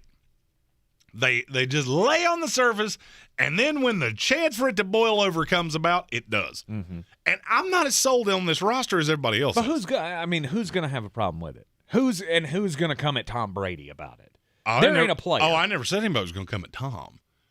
I said you this think they're gonna boils come under for the coach on that one. I said this boils under the surface, Mm-hmm. and then it manifests itself. Right. And that could happen in a slew of different ways. Sure. And I'm going to be honest. If Bruce was here, I don't think it would have ever happened. Maybe not. I don't But think it we would have don't know ever that. happened. We I don't- think Bruce Arians would have laughed at that out loud. Maybe so, but what's he going to do? Tom Brady comes to you and says, I need to have 11 days off during preseason. There's no way around it. My personal life is, I just got some problems that I need to deal with. We don't know if they know the story. My best guess would be when he first retired, they promised that they were going to take his son to a week at the Bahamas before school started or something. And Giselle was like, if you back out on this trip for him, then, it's all over. I don't know any of that to be true, but we've heard that there's been rocky stuff behind the scenes in that relationship for years. There was the story last year that she was living in New York because she just didn't want to do the football thing anymore. And maybe that's it. Maybe it's marital stuff. He just couldn't get out of it. Well, you don't really need me. I don't really need the time in. I came in early. They started working weeks before with his teammates and stuff, so maybe they were able to make it work. And that's what all this is. And I don't care about any of the marital thing. Christy in our YouTube comment But that's why said, he wouldn't say anything. Christy in our YouTube comment said, none of these guys care. They know it's Tom Brady. Rodgers was out the whole training camp last year. Rodgers was out with a contractual issue. Tom's just out living it up on the beach in the Bahamas. There is a difference there. That's a great point. I don't know. I'm by no means that is a fantastic point. There's just a difference. Guys understand getting your money. Mm-hmm. What guys don't understand is Tom just swoops back in here after he was out 6 months ago, and now to keep going, you've got to go have a 2-week staycation in Aruba. Mm-hmm. Guys have a problem with that, whether they'll admit it out loud or not. And when things go slightly sideways, don't be shocked if that brews back up to the surface. Now, we're up against the Sports Center update here at the top of the hour. When we come back, third hour of the program always kicks off with the Daily Draft. We'll talk about the worst college football coaching hires in the last 25 years. Wait till you hear Scott Frost now. It won't be long. This is your Exergen Temporal Scanner weather forecast on ESPN Asheville. Well, it looks like most of the storms try to hang out on the coast. The big organized areas of heavy rainfall hang out on the coast of North Carolina and South Carolina top of the week. Just an isolated storm in the mountains here early tonight, drifting southeast. Low 65 degrees. Afternoon storm possible Tuesday, 85. And in the low to mid-80s Wednesday, Thursday. Pretty dry forecast for midweek with lower humidity. I'm meteorologist Scott Larimore. That's the latest Weather Channel forecast. This is your time saver traffic on the new ESPN Asheville. A little bit of a slow go for us. Still continuing now on 26 westbound as we make our way in between New Airport Road and 191. Just a heads up for a little bit of some volume here. Eastbound side of 26, no delays as we approach I-40 and 240 westbound in really good shape now between Charlotte Street and Montford Avenue. Just a little bit of some long-term road construction. Heads up here on the east and westbound side of I-40 around 25 and also Dunsmore Avenue. Tom Miter with your Time Saver Traffic. This report is sponsored by Total Wine and More. Imagine you just visited TotalWine.com and found your favorite Cabernet at the lowest price. And with their incredible selection and expert guides, you even found yourself a new favorite. Always love what you find at Total Wine and More. Drink responsibly. Be 21. Staples has everything you need for school at prices that won't hold you back. Right now, Staples comp books and number 2 pencils are just 50 cents. And 2-pocket paper folders are just 25 cents each. In-store only offer ends 9/3, limit 30. Don't send your kids back to school, send them forward at Staples. From the Ingles Studios, this is ESPN Asheville, WPEK, W225CJ Fairview, WMXF Waynesville, and iHeart Radio Station. I'm Christine Lisi. Washington Commanders running back Brian Robinson remains hospitalized after being shot twice yesterday in his lower body in an attempted carjacking or robbery attempt. Robinson posted on Instagram that his surgery went well. The team has not ruled out his return this season. Live coverage of this day one of the U.S. Open continues on ESPN TV. Tennis's final major of the year, expected to be the final major for the legendary Serena Williams before she retires The 23-time major Grand Slam champion faces Danka Kovinic in her opening round match tonight, and there are 4 keys to how far Serena advances at the U.S. Open, according to ESPN tennis analyst John McEnroe. Her serve, her movement, how well she uses the crowd, because the crowd's going to be amped up, and the nerves of her opponent. That's what it's all going to get. We're going to see if Serena can rise to the occasion. She's done it a million times before. God, I sort of expect that it's going to happen again, and she's going to make some type of run. I'd sure like to see it. Coverage of Serena's opening match, 7 Eastern, ESPN TV. Dodgers right-hander Tony Gonsolin placed on the 15-day injured list with a right forearm strain. When it comes to hiring, you don't need to be doing all the searching, screening, and interviewing yourself. What you need is Indeed, the end-to-end solution that makes it easy to attract, interview, and hire quality candidates. Visit Indeed.com/credit. Now, your chance at $1,000 and a trip to our 2022 iHeartRadio Music Festival. Text the nationwide keyword LUCKY to 200-200. You'll get a confirmation text and info. Standard data and message rates apply in this nationwide contest. That's LUCKY to 200-200. He's a degenerate gambler. You are a smelly pirate hooker. And he's cheaper than oxygen. He's useless. But somehow, they make it work. Jeremy Greene, Tank Spencer. There's no holding back in the Sportsocracy. Presented by Ingles Supermarkets and Fred Anderson Nissan of Asheville. Who's gonna break the news? Who's gonna break the news? Who's gonna break the news? Who's gonna break the news? And welcome into the third hour of the Sportsocracy here on ESPN Asheville. And we begin with breaking news. There's been a trade in the NFL, and our local team has a brand new utility knife weapon. From Ian Rappaport at Rapsheet on Twitter, sources: the Jaguars are trading wide receiver Laviska Shenault to the Carolina Panthers. That's great. And just keep in mind that should something ever happen to Christian McCaffrey, DJ Moore, Robbie Anderson, Chuba Hubbard. How many more do I have to name off before Laviska Shenault makes an impact with this team? I think you're looking at this wrong. Okay. This screams that what I heard about Terrace Marshall is much more accurate than – I guess I got news for you. Robbie Anderson, DJ Moore are going nowhere. Mm-hmm. Shi Smith is going nowhere. He's had the best camp of anybody on this team. Right. What do you think they're doing this for? And now, look, I'm not telling you he's going to be the fourth receiver or anything like that. I hope Terrace Marshall is renting. That's what this screams to me. Laviska Shenault, to me, is the break glass in case of emergency guy. Because he could do it all. He's a gimmicky player. If you have, Christian McCaffrey, God forbid something happens to him and he goes down, okay? Well, we're going to run Chuba Hubbard. Guess what? We got a guy that now we can bring in to do some of the pass-catching things out of the backfield that Christian McCaffrey could do. DJ Moore, Robbie Anderson, one of those two goes down. He steps into a pretty decent role.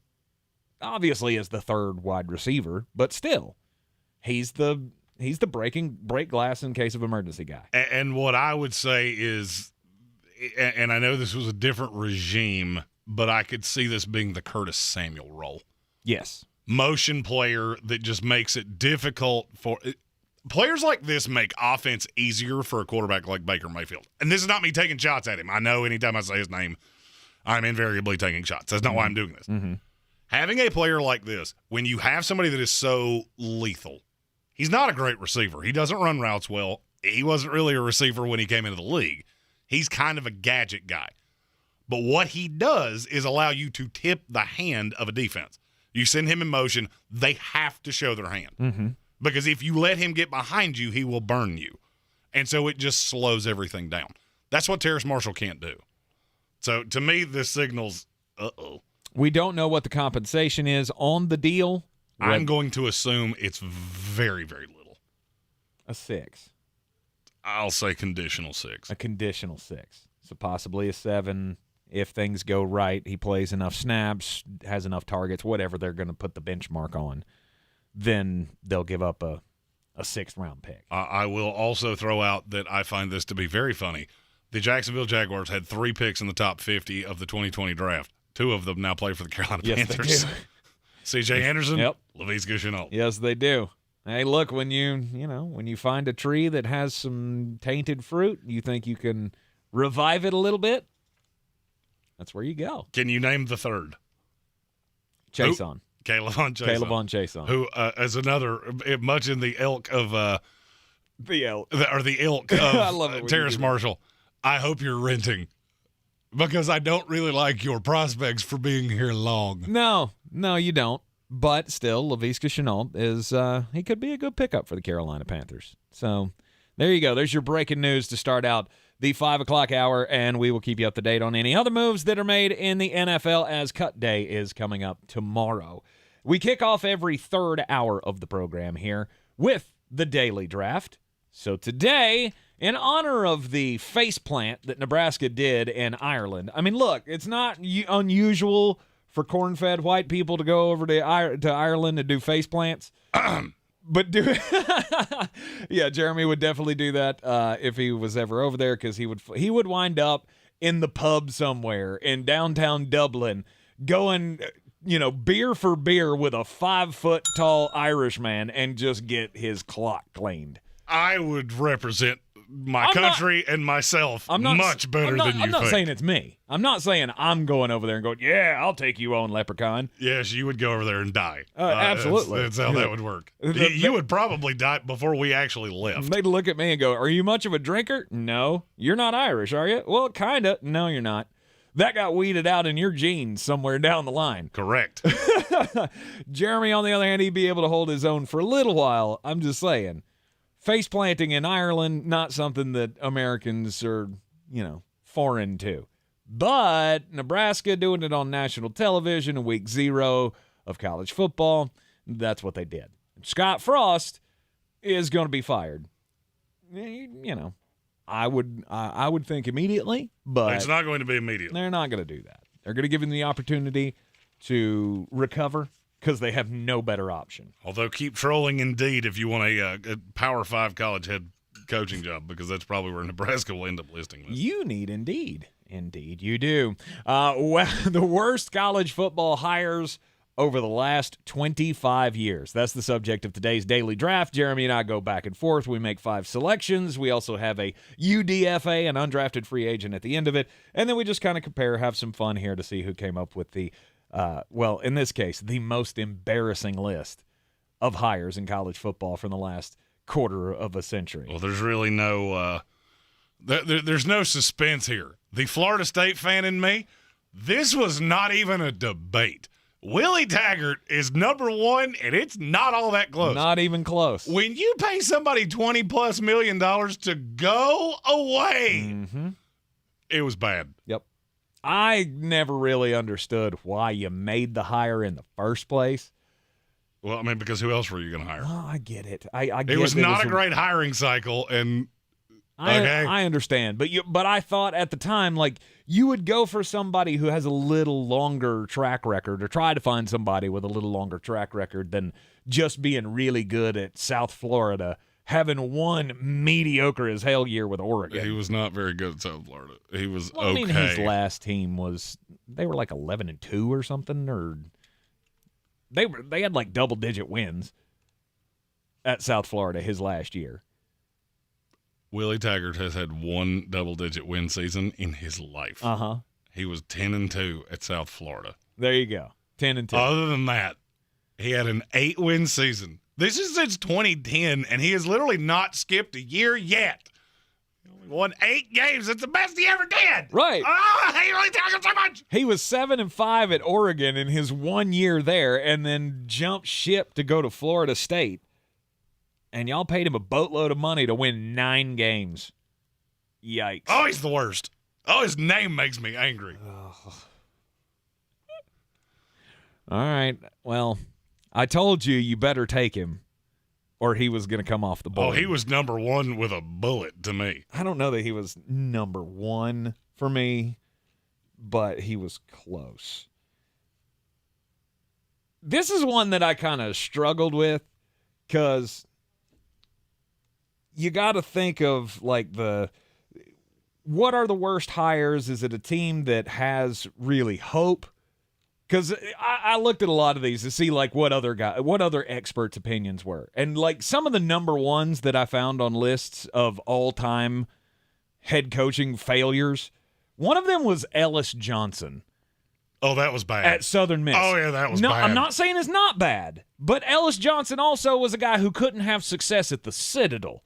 And then he goes to Southern Miss. They hired him for a year. He went 0-12 and gone. So are you looking in that respect, or do you take it from the scenario of we hired a coach, he did pretty well, but then he left us horribly broken afterwards? And I think that qualifies as well. So my number one pick is going to be Art Briles. Art Briles had great years with Baylor, but it was the absolute worst NCAA disaster of everything that happened underneath him. So you are taking this a completely different path than I did. Not necessarily. I've got a good mixture of these guys on my list. So I will be doing complete absolute failures.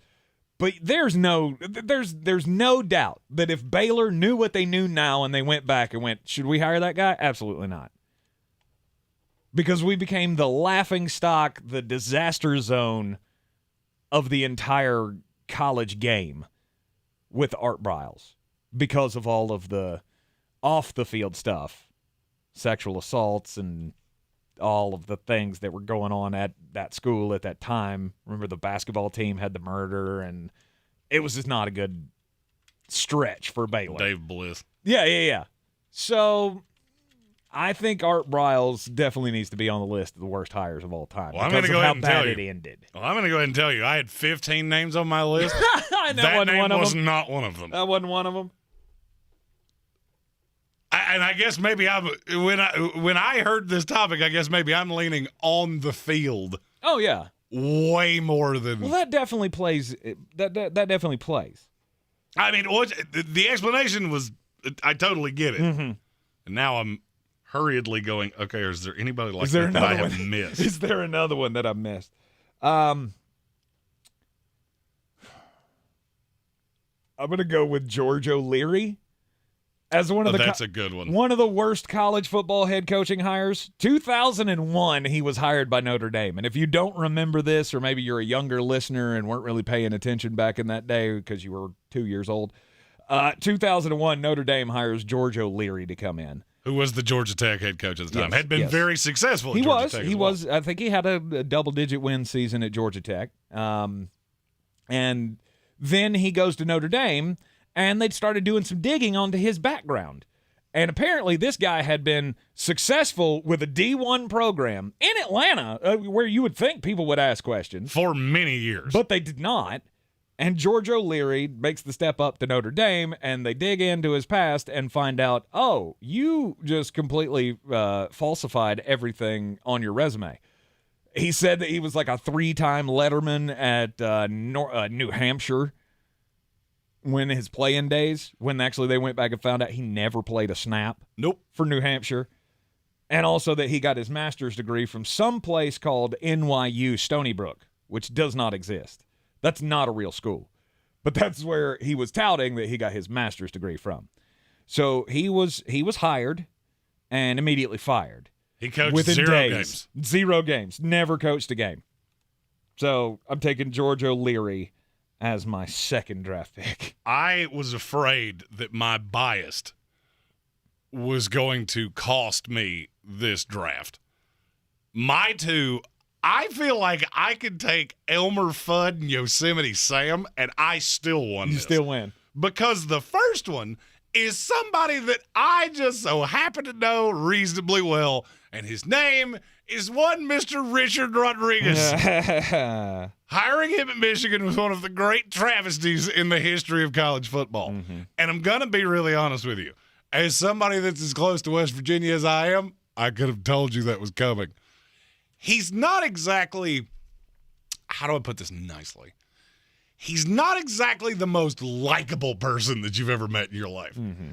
He has a little bit of a streak that is very similar to a scene in Step Brothers.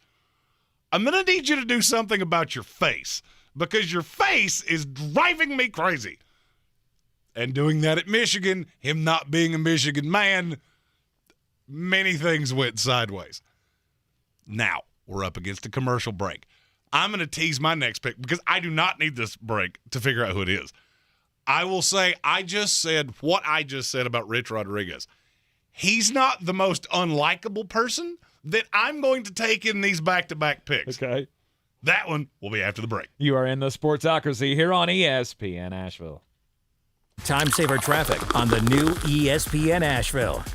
We've still got a little bit of some delay in Asheville this afternoon on 26 westbound. We'll see the brake lights in between 280 and 191. Just watch for a little extra congestion here through Henderson. No delays to tell you about right now on 240 westbound. We're looking good around 70 and also Haywood Street. A little bit of some construction delays still tied us up on 40 in both directions around 25 and also Dunsmore Avenue. Tom Miter with your Time Saver Traffic. This report is sponsored by Samsung Galaxy Z Fold 4. Galaxy Z Fold 4 is here to change the way you get things done. Now you can browse social media while tuning into a video call. And with the expansive foldable screen, you can use up to 3 apps at the same time. Visit Samsung.com today to order your Galaxy Z Fold 4. You ever feel like when you're at work, everything you say sounds like this because you're completely unstimulated and you don't care? But then, when you're talking to your friends about things you're truly interested in and passionate about, you sound like you're alive and loving every moment of it. Then maybe you should try podcasting with Spreaker from iHeart. It's the easiest way to podcast and get paid for it. Just head over to Spreaker.com, Spreaker, and start your voyage from ugh to woo! 63 Americans a day die by gun suicide. By storing our guns safely, locked, unloaded, and away from ammo, we can give our loved ones a second chance at life. Learn more at endfamilyfire.org. Brought to you by Brady and the Ad Council. Here at iHeartMedia, we have audio covered. Digital, podcasting, radio, and influencers, all in one place to help your company be heard. Take advantage of all things sound and visit iHeartAdvertising.com or call 844-BUY-RADIO. Radio is effective. Podcast listenership is exploding. Take advantage right now and get your business in front of our audience today by visiting iHeartAdvertising.com or call 844-BUY-RADIO. Rogue Combat Club, Asheville's home for comprehensive martial arts training, has a goal for our community, one that's stronger, more fit, and unwavers in its support of one another. Rogue Combat Club's instructors have competed at the highest levels and offer classes for everyone from young children to adults in Brazilian Jiu-Jitsu, Muay Thai, and wrestling. Rogue Combat Club classes can help you boost your self-confidence and self-defense skills while weeding out the egos and intimidation found at other gyms. Join today at RogueCombatClub.com. Since man created roads, they've been looking for ways to get off-road and vehicles to take them there. That's where Outlaw Off-Road comes in. A premier off-road center for Jeeps, trucks, and SUVs with a complete lineup of off-road and overland services, including maintenance and repair to make your vehicle all that it can be. Check out their location right here in Western North Carolina at 85 Avery Creek Road. Call them today at 828-974-8480 or visit them on the web at theoutlawoffroad.com. Our communities are filled with wonderful people who make living here great. At Home Trust Bank, we're proud of that. And that's why we focus on helping homeowners prepare for what's next. Our local mortgage bankers have the experience you need and exceptional personal service you'll appreciate. Home Trust Bank is ready to help make a house your home. When it's time to buy, visit your local Home Trust branch or go to htb.com/mortgage. The Sportsocracy. These guys are a f***ing disgrace. Which you should have known before you hired them. But hindsight's always 20/20. We get it. Daily Draft continues here in the Sportsocracy. We're doing the worst college football coaching hires over the last 25 years. Jeremy started it all out with his personal demon, Willie Taggart. And I thought that was really going to preclude me from winning this. But it's not. It's not. My first pick, Art Briles. Obviously, the way things ended at Baylor, if they could do it all over again, there's no chance. I mean, I think that is the most historic blow-up of any coach who was pretty good, at least on the record, in the record books at his school. Then I went with George O'Leary, who never coached a single game for Notre Dame because he lied on his application. Yeah, your error in judgment is that you hired the winningest coach or you selected the winningest coach in Baylor history at 1. To me, Willie Taggart was just he's the bane of my existence. He haunts my nightmares. I'm getting my 1 and 2. Mr. Richard Rodriguez was my second pick. Yes. Now it's time for you to pick again. I am going to take a guy that could very well be the worst hire in the history of 3 institutions. Okay. And he has a picture that will live in infamy forever of him wearing a neck brace after a motorcycle accident where he had a secretary from the football office on the back of his motorcycle. Yeah. Mr. Bobby Petrino. That's a very, very good one. Bobby Petrino didn't win. Yeah. It would be and one he thing still if left he his had team been embarrassed. good and didn't do that. Didn't do that. Yep. He did the last 2 years before he got fired. But yeah, it was bad. Quite very, very bad. Yeah, very bad. Very bad. All right, so it's my turn again, and we haven't taken him yet, so I'm gonna. Scott Frost. I thought for sure he'd be one of your first picks. No. It's not. He doesn't even touch the other 2. I've still got 5 more left. Ahead of Scott Frost? Oh, yeah. Yeah, because there's one that you're not thinking of that I have railed on for years. I mean, look, Scott Frost was not a good hire. Here's why he's not a hire for me. What else were you gonna do? It's not like anybody was jumping up and down to get this job. He is the only guy that had somewhat of a resume that you could kind of respect to come in and take over this program. I mean, obviously the success that he had at Central Florida led him to getting the dream job with his alma mater where he was once the star quarterback. I get it. But obviously we were sold that this was going to be the turnaround. This was going to be Nebraska football coming back to life. And it hasn't happened. His career record at Nebraska has been, good Lord, has it been that long? Oh, yeah. It's been that long. Wow. How the years You're going to just have to fly say by. what that long is. People can't see your computer screen. I mean, this is his 5th year. Yeah. This is his 5th year at Nebraska. Obviously, we talked about at the top of the program, they fell on their face against Northwestern, losing the lead in the game, late in the game, to start 0-1 this year. He is now 15-30 at Nebraska. It's very bad. Very, very, very, very, very bad. Not good at all. Which now leads me to, can I take a whole group of guys? There's been a school that has made so many bad hires. I was going to do it. I was going to take 2 of them. Then I'm going to take them all. You can't take them all. I want them all. I want them all. I just want the University of Tennessee on my list at number 4. I don't think that's a thing. Why? Because I didn't think of it. I do. I mean, since the downfall of the program, when Phil Fulmer, I almost said Bud Kilmer, when Phil Fulmer was actually the same person. Yeah, he was actually the same person. But when that era ended, they immediately went on a tirade of just bad decision after bad decision, pumping up their fans full of hope with each hire. And they go, Lane Kiffin, who lasted a year, bolted for USC and just completely embarrassed the program. And then it was Derek Dooley, gross. Butch Jones, who was the best of the group. On field, he was also the biggest jerk, and not even close. But after going 0-6 in the SEC in 2017, they went, okay, we've had enough of Butch Jones. So they fired him. And then you go with Jeremy Pruitt. And Jeremy Pruitt comes in like the yokel local country bumpkin football player who takes over the program and leaves it in just this steaming pile of NCAA violations. It's just not good. It's not good. The only guy that I mentioned in that group that had a winning record was Butch Jones. We're going to have to put a pin in this for a second. Okay. Because we have breaking news. Who's gonna break the news? Ha! Who's gonna break the news? Yeah. Who's gonna break the news? Who's gonna break the news? I am dumbfounded. Okay. Should be good. It's from Ian Rappaport.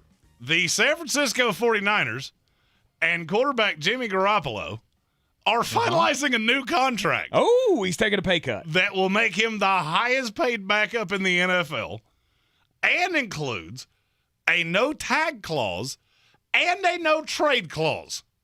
He will definitively be on the 49ers roster this year. All season long. I don't know what to do with that. I don't think it's bad. I don't think it's bad for either case. I San Francisco gets the fallback, and Jimmy doesn't get embarrassed by going somewhere else and being the backup to whoever. But here's what I don't understand. Why would you rework the deal? If you're Garoppolo, all right, you're stuck with me at $24 million. Mm-hmm. How much are they going to give him? I have no idea. That number's not out yet. Highest paid backup in the NFL. That's 10 and some change. Boom. Done. Actually, it would be more than that. It would be more than that because Darnold makes 18. So you have to be over 18 million. Okay. So basically all you did was add a no tag and a no trade. Mm-hmm. And you got a $6 million haircut maybe on the contract. So I don't hate it. Remember there were months ago we were talking about this. Shouldn't Jimmy G just stay put? I hate this so much. Why? The first time Trey Lance so much as stubs his toe, 49ers Nation will be screaming from the rooftops to put in Jimmy Garoppolo. You cannot do this to young quarterbacks. You're either in or you're out. Mm-hmm. And this is just dipping your toe in. This is a horridly bad decision. I disagree. It's Patrick Holt said it's only $7 million. Okay, that changes things a little bit. Okay. Now we're getting – it still doesn't change anything that I said about him being behind Trey Lance because I don't think that's a good idea. Having him on this roster, the first game Trey Lance loses, and he's going to lose one of them, mm-hmm. You'll be screaming from the rooftops. I don't know. There is a playing time bonus of another $9 million. So the money is fine. All right, now I understand why the contract was reworked. I get all of those things. I still don't love that Jimmy's going to be – because this is noise. I don't like noise. Mm-hmm. But I love rosters that are quiet. But anywhere he would have gone, he would have created noise. Yeah, but that's not me. Oh, that's what you just said is like, well, you met a girl at a bar and she went home with your friend. Well, that has absolutely nothing to do with me. She set his house on fire, not mine. Right, I could frankly love you, Dave, but I could care less. To me, this is just one of those times. Jimmy's been the good soldier. You got to give him credit of being the good team guy, and I think this will play a year from now when the vet quarterback market is not super attractive. 100%, because think of all those teams that are going to be at the top of the draft next year drafting rookies, or maybe not even at the top of the draft. We talked about, 13 quarterbacks possibly going in the first round next year? There are a lot of quarterbacks in the draft. So how many places could he go to be the backup to the star? That's my thing. This is where I don't really understand this from either perspective, because there were places Garoppolo could have gone where he would have, at the very least, had a shot. Seattle. I understand why San Francisco wouldn't do that. I get that. There are other places that you could be the long-term solution. Now you have just cut the baby in half. So now Jimmy's sitting here, and Chris D., who has been on fire in our YouTube comments today, by the way, said Niners fans don't want Jimmy. He's just insurance. I totally understand why you're saying that. This roster is Super Bowl level, and virtually every 49er fan I have talked to knows that. Mm-hmm. You come out and stub your toe, and there are 2 losses in those first 6 that we have talked about routinely. That's the softest part of the schedule. You stub your toe and have 2 losses there, they'll be screaming it from the rooftops. Mm-hmm. We've seen Jimmy get us to a Super Bowl. Trey Lance is not ready. He's Jordan Love 2.0. I can hear it in my head as I'm saying it. And I feel, yes, it's insurance. I understand why you're doing that. I don't think you're understanding the fragility of a young quarterback taking the jump like that in a market this is a good NFL market. Mm-hmm. There's just a lot of things I don't love about this. I get the insurance part. I could see this leading to an issue that you could have avoided because I think you're undervaluing how bad both of these guys actually play. But think about it from the standpoint of if this does happen, if Trey Lance goes down and we got rid of Jimmy Garoppolo, what is this team now? Who's the backup? And that's a worst case scenario. That's what every team is in that boat. But that's what they've done. And now they've taken the haircut on the pay and gone, if something happens, we're covered. We're still a Super Bowl champion. We're still a Super Bowl level team. And what you just said is flood insurance in the desert. You're spending a lot of money. You're creating a lot of headaches for something that, if it happens, okay, now you look like a genius. If it doesn't happen, you have created a lot of headaches. But do the fans not trust John Lynch and Kyle Shanahan? Do they not trust this process enough to go, we believe in Trey. They're telling us Trey's going to be the guy. He's good. Yes, there's going to be growing pains, but Jimmy's just the insurance. I have a metaphor for this. We're up against a break that we have to take. Yes. When we come back, we'll do crimes quickly. We'll finish the draft. Today's been crazy, and tomorrow's going to be crazier. Yes. You are in the Sportsocracy here on ESPN Asheville. This is your Exergen Temporal Scanner weather forecast on ESPN Asheville. Well, it looks like most of the storms try to hang out on the coast. The big organized areas of heavy rainfall hang out on the coast of North Carolina and South Carolina top of the week. Just an isolated storm in the mountains here early tonight, drifting southeast. Low 65 degrees. Afternoon storm possible Tuesday, 85. And in the low to mid-80s Wednesday, Thursday. Pretty dry forecast for midweek with lower humidity. I'm meteorologist Scott Lariamore. That's the latest Weather Channel forecast. This is your time saver traffic on the new ESPN Asheville. Got a little bit of some volume now. Still working on 26 westbound in between New Airport Road and 191. No accidents or just a little slow traffic through Henderson. Traffic moving along very nicely now on the westbound side of 240 between 70 and Montford Avenue. No delays on 26 eastbound between I-40 and Long Shoals Road. And just a little road construction now on 40 east and westbound between 25 and Dunsmore Avenue. Tom Miter with your Time Saver Traffic. This report is sponsored by eBay Motors. You might not have the biggest garage on the block, but with eBay Motors, there's 122 million parts right at your fingertips. Whatever you need, there's something that fits your vehicle. Air filters, tires, seat covers, and more. Get the right parts at the right prices. ebaymotors.com. Let's ride. Whatever you're feeling, whatever you're going through, it's real and it matters. Anxious, sad, numb, lonely, frustrated, or empty. Whether you're dealing with bullying or feeling depressed, you don't have to do it alone. If you or someone you know needs support, reaching out for help is a strong thing to do. Text START to 741-741 to reach a volunteer crisis counselor at Crisis Text Line. It's 24/7, free and private. Help is just a text away. I think it's just vapor. Vaping is safer than smoking, isn't it? One vape pod has as much nicotine as one pack of cigarettes. Get your head out of the cloud. Talk to your kid about vaping. Visit talkaboutvaping.org. Brought to you by the American Lung Association and the Ad Council. I believe real estate isn't about properties. It's about people. I am Clarissa Marshall with eXp Realty, serving all of Western North Carolina. Navigating the home buying and selling journey can feel overwhelming at times, and that's why having an agent who cares about you and your needs is key. I'm a native of Western North Carolina, and I close over a home a week. I'm an expert in the market, pricing my sellers correctly to net you the most money, and working as a skilled negotiator for my buyers. Please give me a call today at 828-774-6343 to set up a complimentary market analysis. Everyone's heard about the housing market and this being the best time to sell a house in years. But the same thing applies to cars. Whether you're looking to buy a car, trade in, or sell that car in the driveway collecting dust, Fred Anderson Nissan of Asheville wants to buy your car. They have 2 on-site managers that work with Kelly Blue Book to give you top dollar for your vehicle. You can even have your car appraised instantly at AndersonNissan.com. Stop in and visit them today at 629 Brevard Road in Asheville or call them at 828-365-1663. Roots and wings, the 2 greatest gifts any parent can give their kid. But when it's time for them to head off to college, there's also groceries, laundry detergent, notebook paper, ironing instructions, and futons that assemble with parts left over.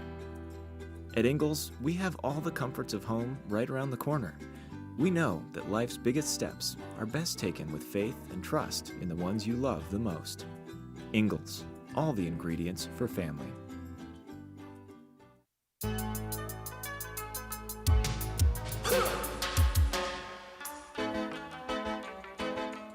And welcome back into the Sportsocracy here on ESPN Asheville, 92.9 FM, 880 AM, and 1400. The Sportsocracy heard everywhere on the iHeartRadio app, seen everywhere on YouTube. Go to thesportsocracy.com, click on the live video link. Don't forget to subscribe to the channel, get into the chat. Also in the description of the YouTube video, everywhere on our social medias.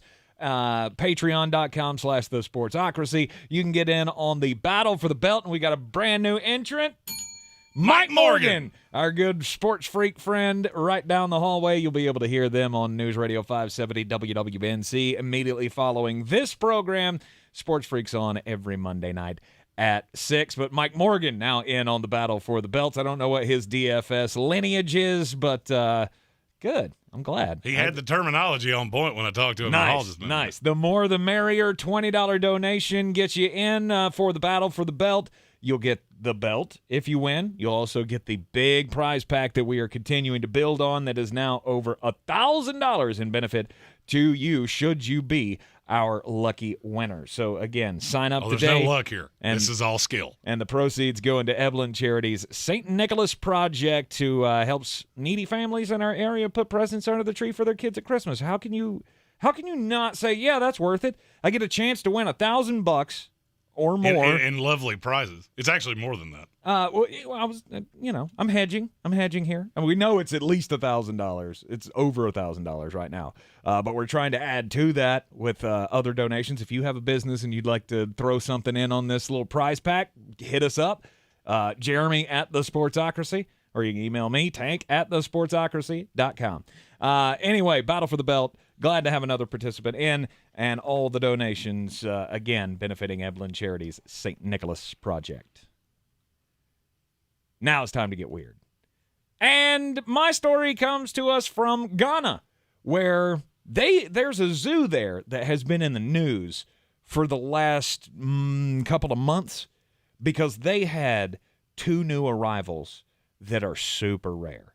And when you're talking about exotic animals that are rare, there are going to be people out there that want to try to do crimes and get a little piece of that action. So the zoo in Ghana, the Accra Zoo, they have been hot on the tourism list lately because they have 2 new rare white lion cubs. Some guy tried to steal them the other day. And I want to know, Jeremy, how do you think the story ends? Guy goes to the zoo. He jumps into the enclosure with the lions to steal the 2 babies. He got eaten. Yeah, pretty much. Pretty much he was mauled to death by the lioness because, I mean, I don't know if you know anything, you've ever watched like National Geographic or, taken any course on animal behaviors. The lionesses are the mean ones. Yes. Like the dudes look bad. Like you don't want to mess with me. I got this big old mane. I got a big old growl, all that kind of stuff. The lionesses do the hunting and the protecting of the children. And when this guy jumped into the enclosure to try to steal the 2 rare white lion cubs, he was mauled to death by their mother. Obviously, the zoo had to come out and say, hey, look, don't get into the enclosures. These are dangerous animals. I don't know how this guy thought he was going to get away with it. Because even if you were able to scoop up these 2 little lion cubs in your arms, how are you getting out of that enclosure? Did you think this through? I'm going to say no. But, yeah, he's dead. I'm going to go out on a limb, say got what he deserved. Play stupid games, win stupid prizes. My story comes to us from the same place that many of my stories come from. Florida. The Hillsborough Sheriff Department has been running a sting on prostitution and human trafficking. They just came out with all of the details of their arrests. Mm-hmm. They arrested 176 people over the course of the last few months. Wow. Many, many bad people. Yes. But there's one story that really stuck out to me. And it was about a 34-year-old man named Paul Turovsky. He got married on July 15th, and he was in Tampa for his honeymoon. Any of this striking you as strange? What, that a guy would go to Tampa on his honeymoon? No. The fact that this was about prostitution and he's on his honeymoon. I mean, sometimes relationships sour. You know, everybody's on a different clock. Mr. Turovsky got arrested on July 15th. He also got married on July 15th. He left his bride in their hotel room while she was sleeping. No. And answered an ad that was on an illicit website that was placed by an undercover detective. Oh, you got married this morning. That's I understand relationships sometimes sour. Did it sour in 3 episodes of Blue Bloods? I don't know. My next part was going to be, you don't know what she was into. Maybe she was in on it. And it appears not the case. I can definitively tell you by the reaction, she was not in on it. She was not in on it. Okay. The exact quote from the sheriff's department, when they mentioned this man by name, we all probably have questions about how long this marriage lasted. But I think the only question here with it ending so quickly as a wedding guest, was it too late to get the gifts that they returned back to them? Always bad when the sheriff's department is making zingers at your expense. That means you did some true stupidity. Yeah. Paul Turovsky, you are Eddie Fox. It's a big day for the Foxes. Yeah. I'm going to steal his line. Paul Turovsky, you are officially the DA of the day. DA of the day. No doubt about it. All right. We got things going on in the NFL. We'll get back to the Jimmy Garoppolo situation here. Apparently, he's going to stay with the San Francisco 49ers on a reworked deal. That was the breaking news that we had in the last segment. But we have to finish the daily draft. We still have... I have 1 pick left. Jeremy has 2 picks left as we are drafting today the worst college football hires of the last 25 years. I feel like you really cheated with that Tennessee thing. Well, my last pick, if you missed it, was the entire decision-making process of the Tennessee Volunteers athletics department since Phil Fulmer left, minus Josh Heupel, because I'm actually starting to see some growth there. But from Lane Kiffin to Jeremy Pruitt, I'm taking that whole era. I feel like that was cheating, but your first 2 picks were so bad that I'm not allowed it to happen. My next pick is if you are currently a fan of the best program in college football, you have this guy to thank because he was the one that cratered your program right before Nick Saban came along to revive it. And his name is Mike Shula. Just because your dad was a good coach does not mean that you will be. Indeed. That's weird. I was just having the Mike Shula discussion with an Alabama fan over the weekend. They love him and hate him at the same time. You were actually an Alabama fan during the Mike Shula years? Yeah. Okay. Now, you're not a bandwagon. Now I have to figure out the one that you're not going to take. Because you have one more pick before I get another crack at this. And there's a name that is just jumping off the page to me. And you know what? I think I have to. You know what? I gave you a combo. Yeah. I'm taking a combo. Okay. Steve Spurrier assistants. Ron Zook and Charlie Strong. There you go.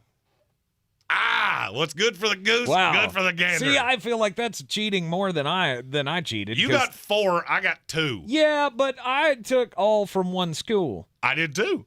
These are the coordinators under Steve Spurrier. One of them replaced him. One of them went to Texas and eviscerated the program. Yeah, but, I mean, these are the decisions that Florida made and Texas made. If it's good for you, it's good for me. Okay, fine. I'll give you that. So you're getting Ron Zook and Charlie Strong. Correct. Wow. All right, so we both cheated a little bit on this one. Well, here's the thing. This is a much better topic than I thought it was when I put it on the board. It's so much fun. Oh, yeah, it's so much fun. All right, my final pick of the daily draft today, worst college football hires of the last 25 years. I have a few names still on my list here. I have like 10 that I really want to get in here, but if I had to go with the one, I'm going to go with the one that we thought was going to be so great that it was going to be one of the greatest college football coaching hires of all time. And then it flamed out. After 2 years, there were 2 successful years that Charlie Weis had at Notre Dame.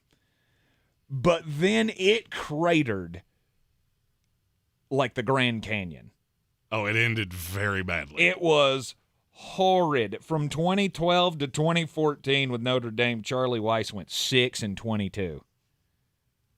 I mean, after going to like BCS Bowls his first 2 years, only losing 6 combined games, both of them the BCS Bowls, or 2 of them were the BCS Bowls. But Charlie Weis, we all thought that's unbelievable. And then immediately, can I also have his Kansas years? I actually didn't know which one was worse. Kansas was bad. Kansas was pretty bad. So Charlie Weis, Notre Dame. I'm stuck between 2, and I have to pick one of the 2. All right, I'm ready. Ready for the UDFA? I'm ready. All right, we're going to count down from 3. We'll both say a name, and if we say the same name, then nobody gets it. All right, 3, 2, 1. Chad Morris. Okay, both good submissions here.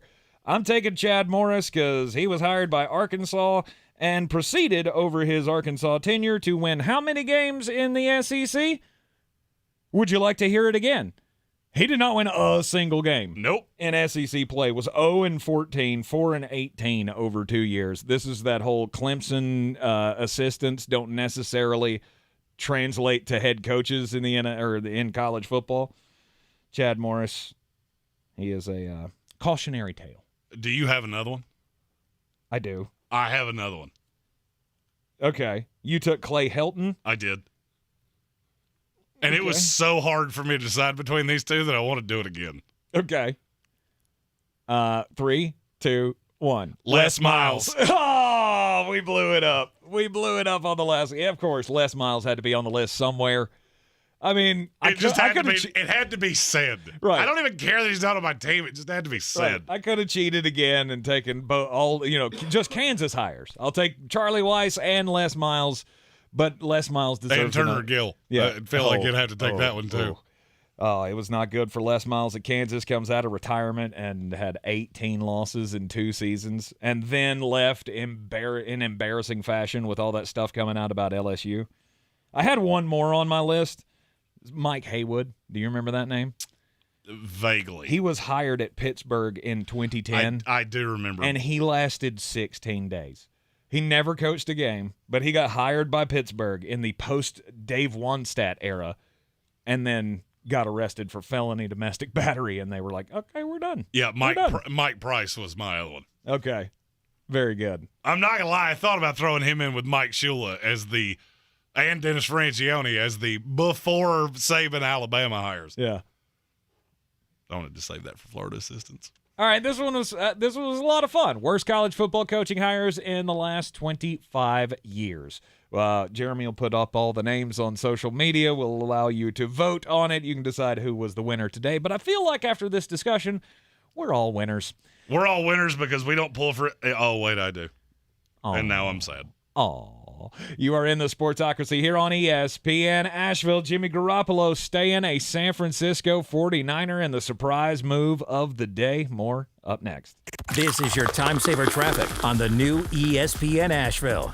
In Asheville this afternoon, we've got a little bit of some delay on 26 westbound in between New Airport Road and 191. No accidents here, just a little bit of some afternoon congestion. 26 eastbound in good shape around I-40. Same for 240 westbound approaching Charlotte Street and also Haywood Street. A little bit of some construction delay on 40 in both directions between 25 and Dunsmore Avenue.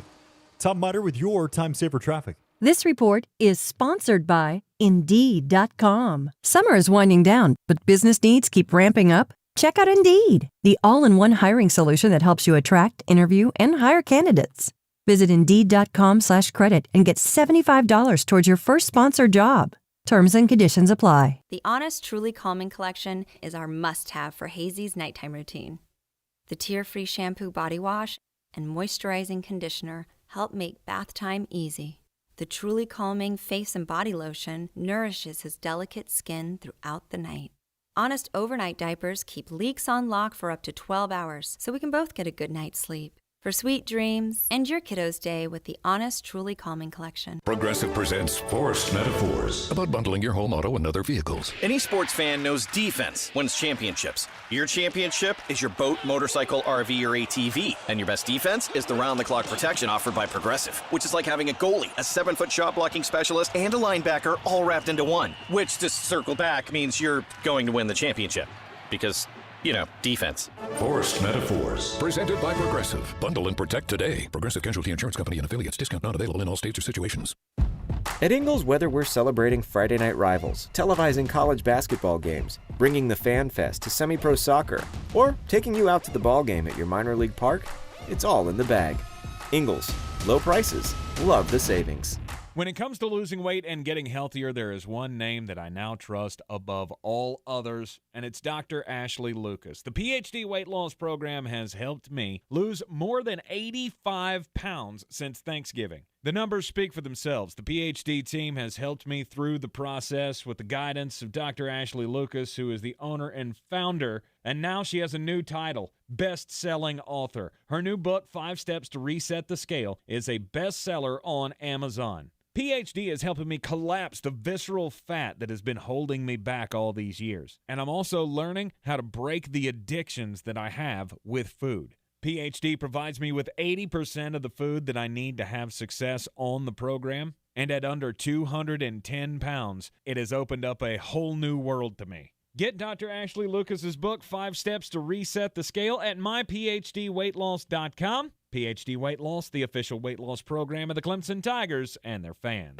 Tired of getting dinged by monthly fees on your checking account? You need Simple Checking from Home Trust Bank. With Simple Checking, you get all the essential checking services for free, including 100% online access and a free Visa debit card. It's everything you need from a checking account, but no hoops, no surprises, no monthly fees. Stop by today or call 800-627-1632. Simple Checking at Home Trust. Ready for what's next. Member FDIC, Equal Housing Lender.